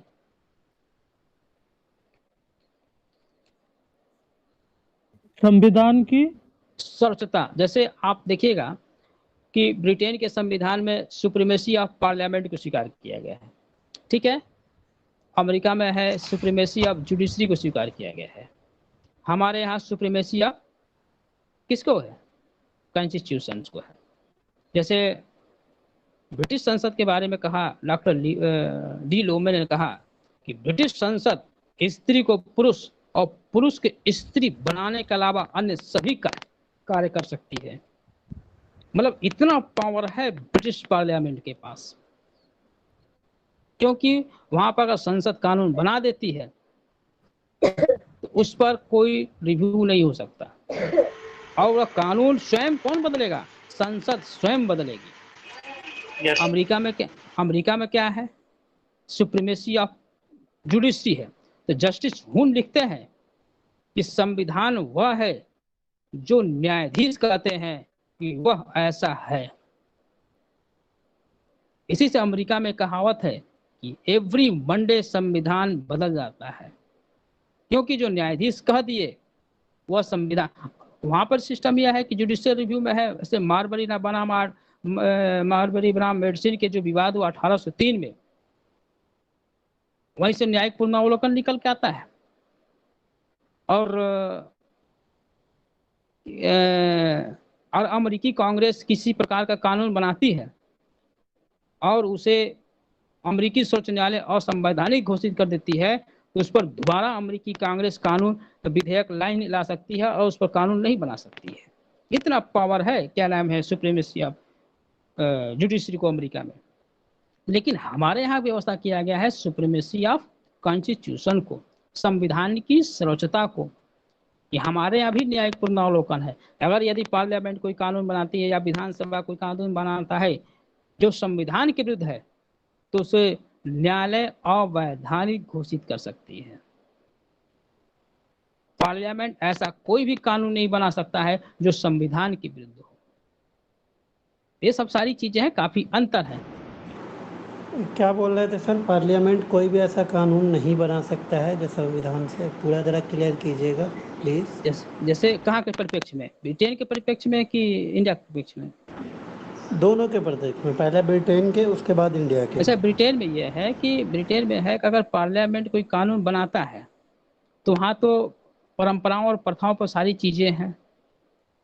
तो सर यहाँ तो इसी तरीके से कुछ बातें हैं कि यहाँ भी तो अभी के हाल में जो कानून बन रहा है तो यहाँ भी तो परंपरा को ज्यादा मतलब ध्यान दिया जा रहा है, न कि संवैधानिक तौर से। नहीं दिया जा रहा है, लेकिन आप एक चीज और ध्यान रखिएगा कि एक बार आपको याद होगा कि हाँ, पिछले साल मतलब जब यूपीए की सरकार थी तो कब की बात कर रहे हैं? यूपीए 1 या यूपीए 2?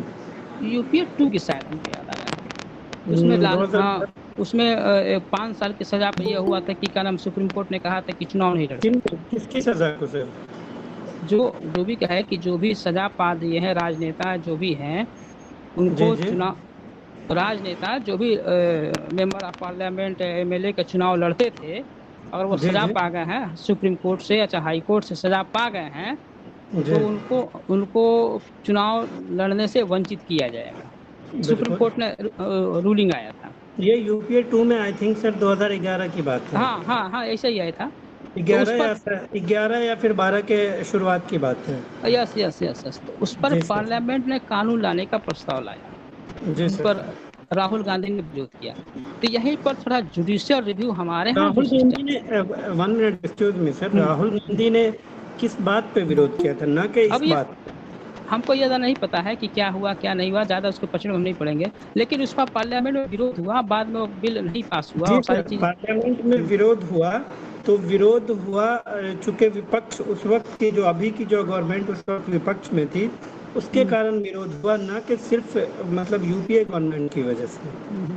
तो सबका उसमें सहयोग रहा, इसमें तो कोई दो राय नहीं है। विपक्ष का ज्यादा उस वक्त सहयोग था, ज्यादा था। अभी की विपक्ष की तरह उस वक्त का विपक्ष नहीं था। अगर देखिए डेमोक्रेसी में यही सुंदरता है, अगर विपक्ष नहीं है तो सब बेकार है जी। लेकिन विपक्ष भी तो किसी काम का नहीं है सर अभी। आप देखिए वो तो बात सही है, होता। अच्छा, ब्रिटेन और यहाँ के उस पर जो बात कर रहे थे उस पर कीजिए। जी। तो ब्रिटेन के बारे में हम वही बता रहे थे कि ब्रिटिश पार्लियामेंट के पास इतना पावर है कि डी लोमे ने कहा कि ब्रिटिश संसद स्त्री को पुरुष और पुरुष को स्त्री बनाने के अलावा अन्य सभी कार्य कर सकती है। मतलब बायोलॉजिकल चेंज नहीं कर सकती आपको, अगर बस चले तो भी आपको चेंज कर देगी। मतलब कहने का इतना पावर दिया गया है। लेकिन ये कब की बात बता रहे हैं आप? ये इधर कोटेशन है उनका, डिलोमे का एक कोटेशन है, उनका एक विचार है। हमने उनका एक विचार हमने बताया कि हाँ विचार है, कोटेशन है कि पार्लियामेंट को लेकर के एक कोटेशन है कि इस प्रकार का वो पावर्स का यूज कर सकती है, लेकिन करती उड़ती नहीं है। लेकिन एक विचार होता है जो बहुत महत्वपूर्ण विचार है, तो आपके सामने वो चीज़ को मैंने रखा। कहने का मतलब यह है कि जैसे वहाँ का, जैसे स्विट्जरलैंड की जो व्यवस्था है, वहाँ की डेमोक्रेसी है, वो अलग है। सारी चीज़ें देखिए, भौगोलिक वातावरण, क्षेत्रीय और सामाजिक रहन सहन, कल्चर बहुत अंतर है। तो अब हम अपने तुलना स्विट्जरलैंड से करें, ब्रिटेन से करें, तो चीज़ें अलग हैं। तो वो सब छोड़ जाने दीजिए, बहुत लंबा हो जाएगा। तीसरी चीज़ है, इसमें विशेषता हमको दिखाई पड़ती है कि विश्व शांति का समर्थन। सॉरी सर, वो ब्रिटेन के बाद यहाँ का, अपने यहाँ का, इंडिया का बताइए थोड़ा सा संक्षिप्त रूप में, मतलब थोड़ा सा डिटेल में नहीं। क्या ये संवैधानिक पावर की बात हो रही थी, तो अच्छा ब्रिटेन के।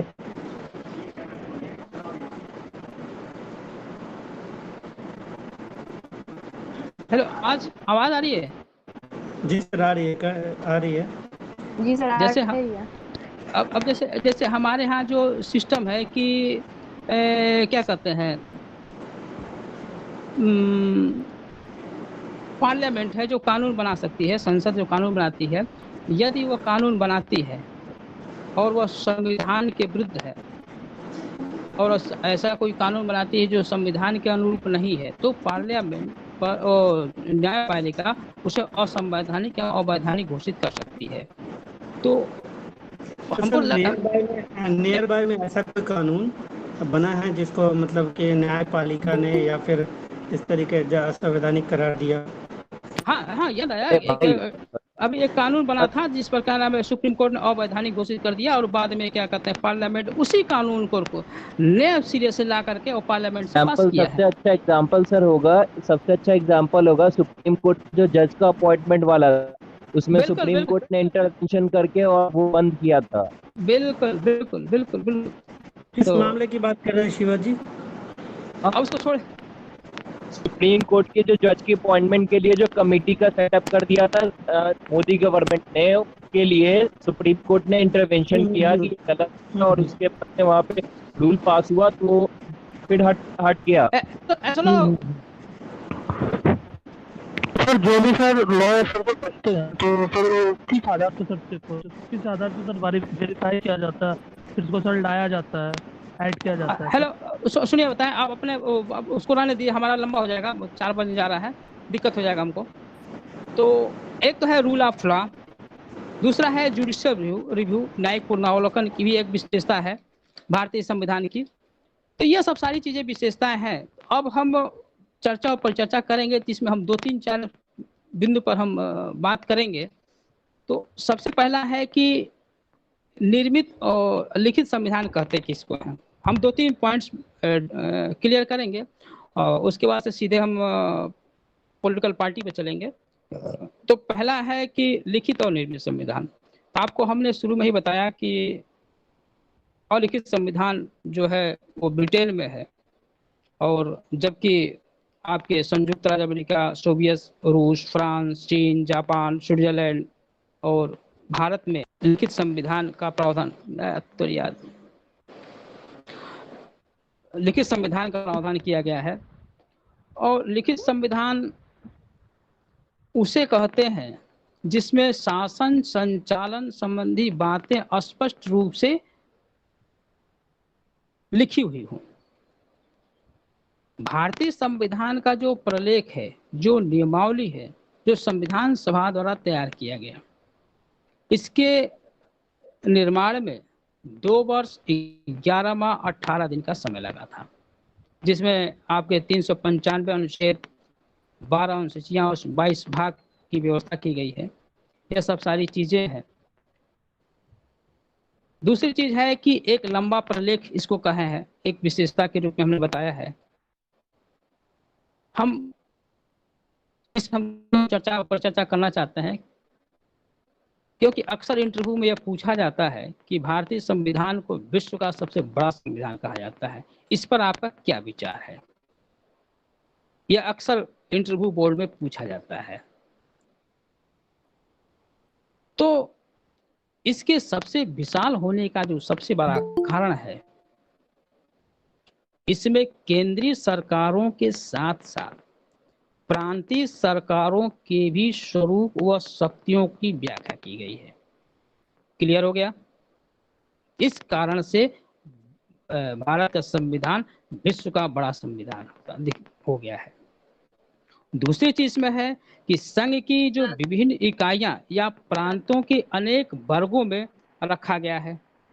अब प्रत्येक के लिए अलग अलग। हाँ बोले सर, बोले ब्रिटेन के संविधान को विश्व का सबसे बड़ा संविधान माना गया है? नहीं बेटा, ये तो ब्रिटेन नहीं, इंडिया का है। इंडिया का सबसे बड़ा संविधान। सर एक बार फिर से रिपीट कर दीजिएगा प्लीज। हाँ, इसमें जो सबसे बड़ा है, इसको क्यों सबसे लंबा संविधान कहा जाता है, तो आप चाहे तो नोट कर ले। अक्सर इंटरव्यू में पूछता है बेटा, इंटरव्यू में होता यह है ना कि चंद सेकंड में उत्तर देना बना करके बड़ा कठिन काम है। इसको तो मैं झेला हूँ, मैं जानता हूँ इस चीज को, तो इसलिए मैं उस चीज को मैं आपसे शेयर कर ले रहा हूँ और बता दे रहा हूँ कि आपको आगे चल के कठिनाई न हो, इसलिए हम शेयर कर दे रहे हैं, और कोई बात नहीं है। लंबा संविधान बड़ा संविधान क्यों कहते हैं? तो इसमें सबसे बड़ा एक पॉइंट यह है कि इसमें केंद्र सरकारों के साथ साथ प्रांतीय सरकारों के भी सभी उनके शक्तियों और उनके स्वरूपों का स्पष्ट रूप से व्याख्या मिलता है। केंद्र के क्या शक्तियां हैं, स्टेट को क्या शक्तियां हैं, उनका क्या भूमिका है, उनका कैसे गठन होगा, उसकी व्याख्या स्पष्ट रूप से की गई है। दूसरी चीज यह है कि मौलिक अधिकार के साथ साथ फंडामेंटल राइट्स के साथ साथ राज्य के नीति निर्देशक तत्वों को भी संविधान में स्थान दिया गया है। और 42वें संविधान संशोधन में मौलिक कर्तव्य को भी जोड़ दिया गया है, जो कि स्वर्ण सिंह समिति की रिपोर्ट से आया है। पूछता है कि मौलिक कर्तव्य किस समिति से इसको समावेश किया गया है, तो स्वर्ण सिंह समिति की रिपोर्ट से समावेश किया गया है। स्वर्ण सिंह समिति ने एक रिपोर्ट प्रस्तुत किया था और उसके आधार पर मूल कर्तव्य का समावेश किया गया, जो कि 36-51 में है, अध्याय 4 में ही इसकी व्याख्या मिलती है। इस कारण से भी भारतीय संविधान का जो लेख है वो लंबा हो गया है। तीसरी प्रमुख चीज लंबा होने का सबसे बड़ा कारण ये दिखाई पड़ता है हमको कि संविधान में जो विभिन्न संस्थाएं हैं, जैसे निर्वाचन आयोग जो कल हम पढ़ाएंगे 324, लोक सेवा आयोग, union public service commission, state public service commission, 312 नियंत्रक महालेखा परीक्षक आदि की जो व्यवस्था है संविधान की विशालता को स्पष्ट कर देता है। फिर साथ ही साथ इसमें देखिएगा कि हरिजनों, पिछड़ी जातियों, कबीलों के लिए संविधान के अंतर्गत विशेष व्यवस्था भी की गई है, उनकी व्याख्या की गई है। फिर आप इसमें देखिएगा कि राष्ट्रपति का जो संकटकालीन जो शक्तियां हैं उसकी भी व्याख्या भारतीय संविधान में स्पष्ट रूप से की गई है। फिर आप देखेंगे कि लंबा होने का सबसे बड़ा कारण यह है कि जनजाति और अनुसूचित जाति या अनुसूचित क्षेत्रों के लिए विशेष जो प्रावधान की व्यवस्था की गई है, उसके कारण से ये प्रलेख लंबा हो गया। तो सारी चीज़ें हमारे जो ड्राफ्टिंग कमेटी के जो भी मेंबर थे और जो भी सदस्य थे और बड़ा मेहनत किया और उन्होंने एक एक चीज को लिखने की कोशिश की। वो जानते थे कि इन फ्यूचर भविष्य में कोई ऐसा व्यक्ति न सरकार में आ जाए जिससे कि मनुष्य की जो मूलभूत आवश्यकताएं हैं, जो अधिकार हैं, उसका हनन हो जाए। इसलिए उन्होंने हर चीज को लिखने की कोशिश किया। आप देखिएगा कि इसमें अस्पृश्यता निवारण के लिए भी संविधान में अनेक प्रावधान किए गए हैं। तो इन तमाम कारणों से भारतीय संविधान जो है काफी लंबा हो गया।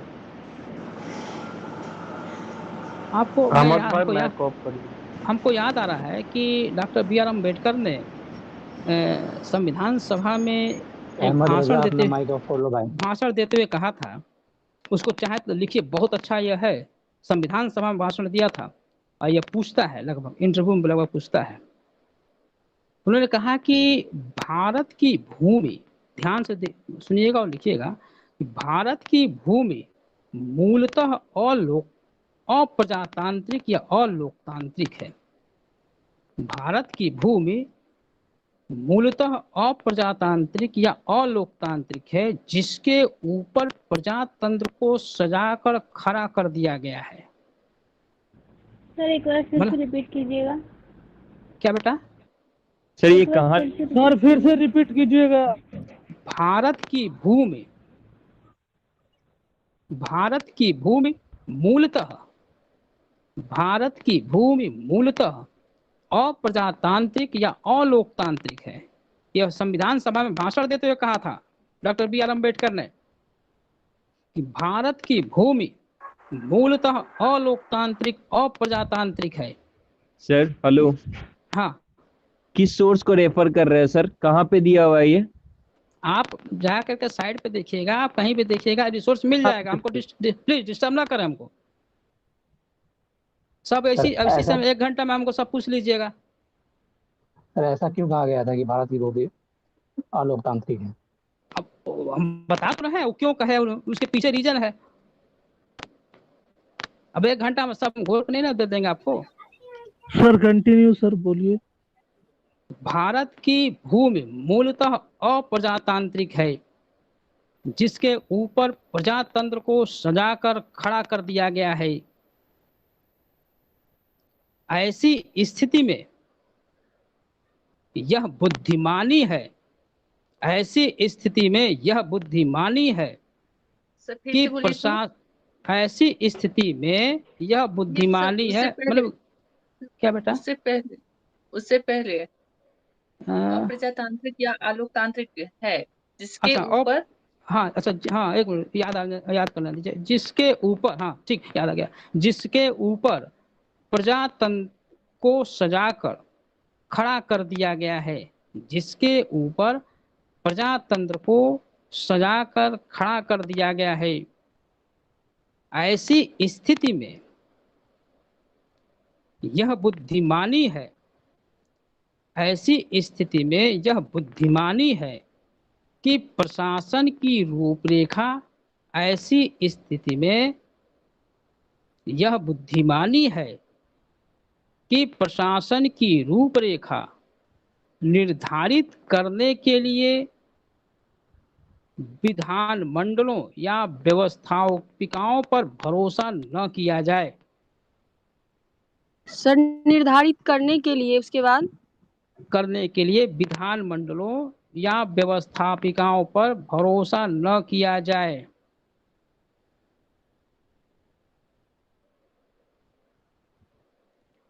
विधान मंडलों और या व्यवस्थापिका, उसको विधान मंडल कहिए चाहे व्यवस्थापिका कहिए, दोनों में कोई एक शब्द का प्रयोग कर लीजिएगा, वो आपके आसानी समझ सके, इसलिए हमने दोनों का चीजों को लिखवा दिया है। विधान मंडलों या व्यवस्थापिका पर भरोसा न किया, मतलब संसद पर या विधान मंडल पर भरोसा न कीजिए। उनके कहने का मतलब यह है, मतलब कहने का आप देखिएगा, हम लोग तो पॉलिटिकल साइंस पढ़ते हैं और पढ़ाते हैं और विद्यार्थी हैं पॉलिटिकल साइंस के। हाब्स ने तो कहा कि मनुष्य जो है जन्मजात दुष्ट होता है, स्वार्थी होता है, पापी होता है, निकृष्ट होता है। वह अपना कोई भी कार्य करता है स्वार्थ से वशीभूत होकर करता है। कौटिल्य ने भी इस चीज को स्वीकार किया। मैकियावेली ने तो यहाँ तक कह दिया कि पुत्र अपनी पिता की इतनी चिंता नहीं करता है जितना कि उसकी संपत्ति का करता है। आगे लिखता है मैकियावेली कि पुत्र अपने पिता के हत्यारों को भूल सकता है लेकिन उसकी संपत्ति को नहीं भूल सकता। तो अम्बेडकर इस चीज को जानते थे कि भाई मनुष्य है, व्यक्ति है, कैसा आएगा कैसा नहीं आएगा, ऐसा कोई व्यक्ति ना आ जाए पार्लियामेंट में जो कानून सब चीजों को गड़बड़ कर दे, व्यवस्थाओं को सुचारू रूप से न चले, इसलिए लिख देना ही ज्यादा बेहतर है। इस कारण से भी संविधान जो है काफी लंबा हो गया। जैसे हमारे यहाँ किया था ना कि जैन धर्म में कन्वर्ट हो गया था ना, उन्होंने फेस किया था। ना बौद्ध धर्म में नागपुर में जाकर हुआ था ना, बौद्ध धर्म में। बाद में बौद्ध धर्म स्वीकार कर लिया था उन्होंने।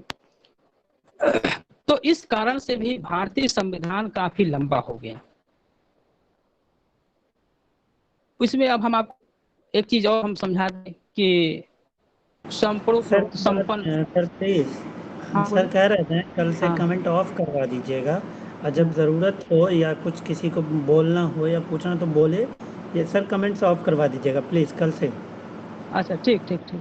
वैसे देखो हमारा यह 1 घंटा में आप हर चीज सर बंद करने का ऑप्शन है नहीं, आप पॉपअप डिस्प्ले पर ही होता है। कल से बंद करवा दीजिएगा सर। ठीक है, थैंक यू। जैसा हम लेक्चर दे रहे हैं तो हमको याद, जो चीज दिमाग में हम चाहते हैं जल्दी डिलीवर कर दें, और भूलने लगता है हमको। आप बीच में डिस्टर्ब करते हैं तो हम भूलते हैं।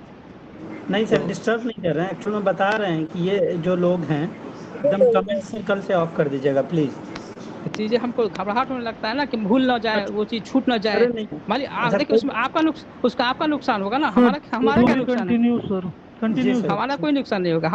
हमको जो होना तो हो चुके हैं जी।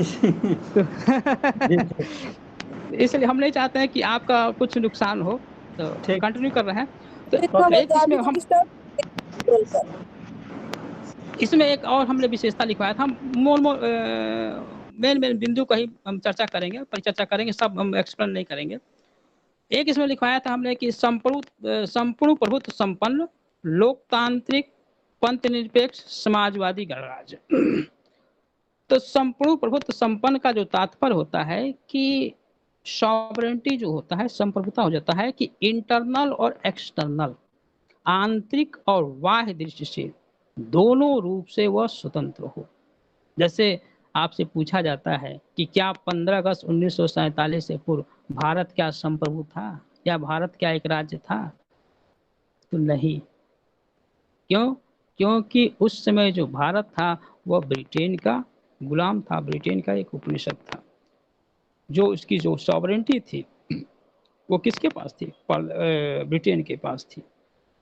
15 अगस्त 1947 के पश्चात भारत संप्रभु हो गया, वह इंटरनल और एक्सटर्नल रूप से उसको सॉवरेंटी प्राप्त होगी।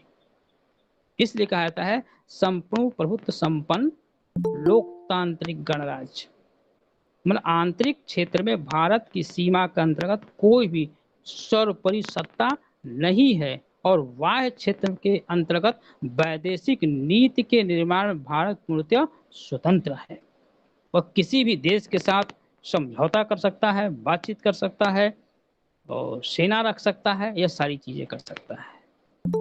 इसलिए भारत क्या है? आज संपूर्ण प्रभुत्व संपन्न है। दूसरा है लोकतांत्रिक। इसका अभिप्राय होता है कि उस शासन व्यवस्था से है जिसमें शासन का संचालन जनता की इच्छा के द्वारा होता है। मतलब कहने का मतलब यह है कि जनता अपनी इच्छा से राजकीय कार्यों में हाथ बटाती है और इसके लिए जनता को विश्व मताधिकार प्रदान किया गया है। दूसरा चीज है गणराज्य, रिपब्लिक। गणराज्य का जो तात्पर्य होता है कि इसमें जो राज्य का जो प्रमुख होता है यानी कि राष्ट्रपति प्रत्यक्ष और अप्रत्यक्ष रूप से निर्वाचित किया जाए, वह गणराज्य होते हैं। तो हमारे यहाँ क्या है? एक गणतंत्री व्यवस्था है। आप ब्रिटेन के संविधान को देखिएगा तो वहाँ 3 चीजें दिखती हैं। डेमोक्रेसी भी दिखेगा, लोकतांत्रिक व्यवस्था भी दिखेगा, राजतंत्री व्यवस्था भी दिखेगा और कुलीनतंत्री भी दिखेगा। क्यों? कुलीनतंत्री में आपको सम्राट दिखता है, हाउस ऑफ लॉर्ड्स जो है वो राजतंत्री व्यवस्था का प्रतिनिधि दिखाई पड़ता है, हाउस ऑफ कॉमन है वो डेमोक्रेसी का रूप दिखाई पड़ता है। तो चीजें हैं, सारी चीजें अलग अलग हैं। तीसरी भारतीय संविधान में हमने इसमें दिखाया था पंथ निरपेक्ष राज्य और समाजवाद। पंथ निरपेक्ष राज्य या समाजवाद जैसे आदर्श सूचक शब्दों का प्रयोग जो है संविधान के 42वें संविधान के संशोधन द्वारा लाया गया। अर्थात इसमें यह कहा गया कि धर्म के मामले में राज्य किसी भी संप्रदाय का प्रचार प्रसार नहीं करेगा और ना ही धर्म के प्रति किसी भी धर्म के का वो प्रचार प्रसार करेगा और ना ही धर्म के प्रति वो किसी प्रकार का वो संरक्षण प्रदान करेगा। प्रत्येक धर्म के प्रति वह तटस्थ रहेगा। और समाजवाद जैसे शब्द का प्रयोग करके किया और आर्थिक समानता पर बात की विचार विमर्श करने की बात किया। जिस समान कार्य के लिए समान वेतन की व्यवस्था किया, राज्य के नीति नेतृत्व में जो प्रावधान है उसमें किया गया। तो वेलफेयर स्टेट की बात किया गया। यह सब सारी चीजें समाजवाद में होती रहती हैं। तो एक यह सबसे प्रमुख विशेषता है आपके भारतीय संविधान की। एक इसमें एक विशेषता है कि पार्लियामेंट्री सिस्टम, संसदीय शासन प्रणाली। संसदीय शासन प्रणाली कहते किसको है? जैसे ब्रिटेन है, जापान है, इन देशों में आपके पार्लियामेंट्री सिस्टम है। तो भारत का भी संविधान में संसदीय शासन प्रणाली में विश्वास करता है। और आपको हम बता दें थोड़ा सा कि ब्रिटिश पार्लियामेंट्री सिस्टम के घोर विरोधी थे महात्मा गांधी। उन्होंने ऐसे शब्दों का प्रयोग किया कर सकता, घोर विरोधी। लेकिन इसके बावजूद भी हमारे संविधान निर्माताओं ने ब्रिटिश पार्लियामेंट को ही स्वीकार किया, क्योंकि इनके पास कोई ऑप्शन नहीं था, क्योंकि इससे बढ़िया हमारे पास कोई सिस्टम नहीं था। यह पूर्णतः डेमोक्रेटिक है। यह ऐसे माला की तरह से है जिसको आप एक दूसरे से गुथेंगे पिरोएंगे, एक नए चीज़ों का निर्माण होता है। बहुत अच्छी चीज़ है पार्लियामेंट्री सिस्टम, बस ज़रूरत है इसको बनाने और इसको निखारने की।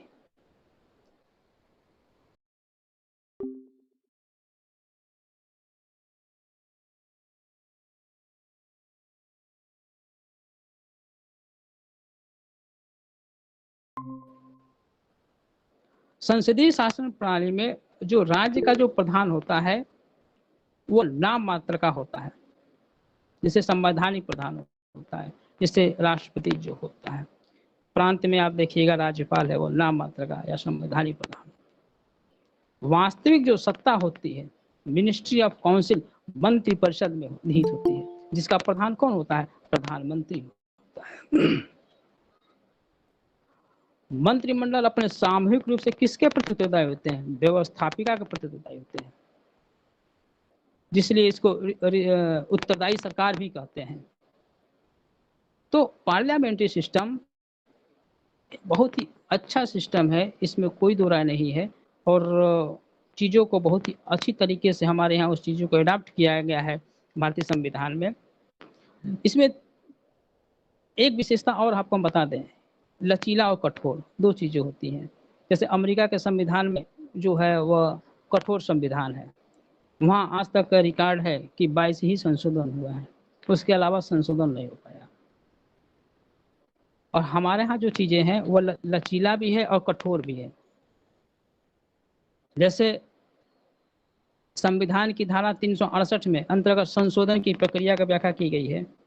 तो लचीला इस रूप में कह सकते हैं कि जो नए राज्यों का निर्माण, वर्तमान राज्यों का पुनर्गठन, भारतीय नागरिक के संदर्भ में पार्लियामेंट कानून बना सकती है और आसानी से संशोधन कर सकती है। लेकिन कठोर संविधान वह होता है, कठोर संविधान का तात्पर्य होता है कि वह संविधान जो आसानी से संशोधन न किया जा सके। समझ रहे हैं? इसके एक उपबंध किए गए हैं, प्रावधान किए गए हैं कि इस प्रक्रिया के तहत संशोधन होगा तभी वह संविधान संशोधन हो पाएगा। इसमें कहा गया है कि संविधान के अनेक उपबंधों में संसद के सभी सदस्यों का साधारण बहुमत के अलावा उपस्थित सदस्यों का 2/3 बहुमत होना भी आवश्यक है। कुछ उपबंधों में संशोधन हेतु संसद के सभी सदस्यों का साधारण बहुमत में उपस्थिति 2/3 दोनों सदनों से पास हो जाता है, तो उस पर राज्यों या प्रांतों की भी स्वीकृति आवश्यक है, जो कि संभव नहीं होता है। इसलिए भारतीय संविधान की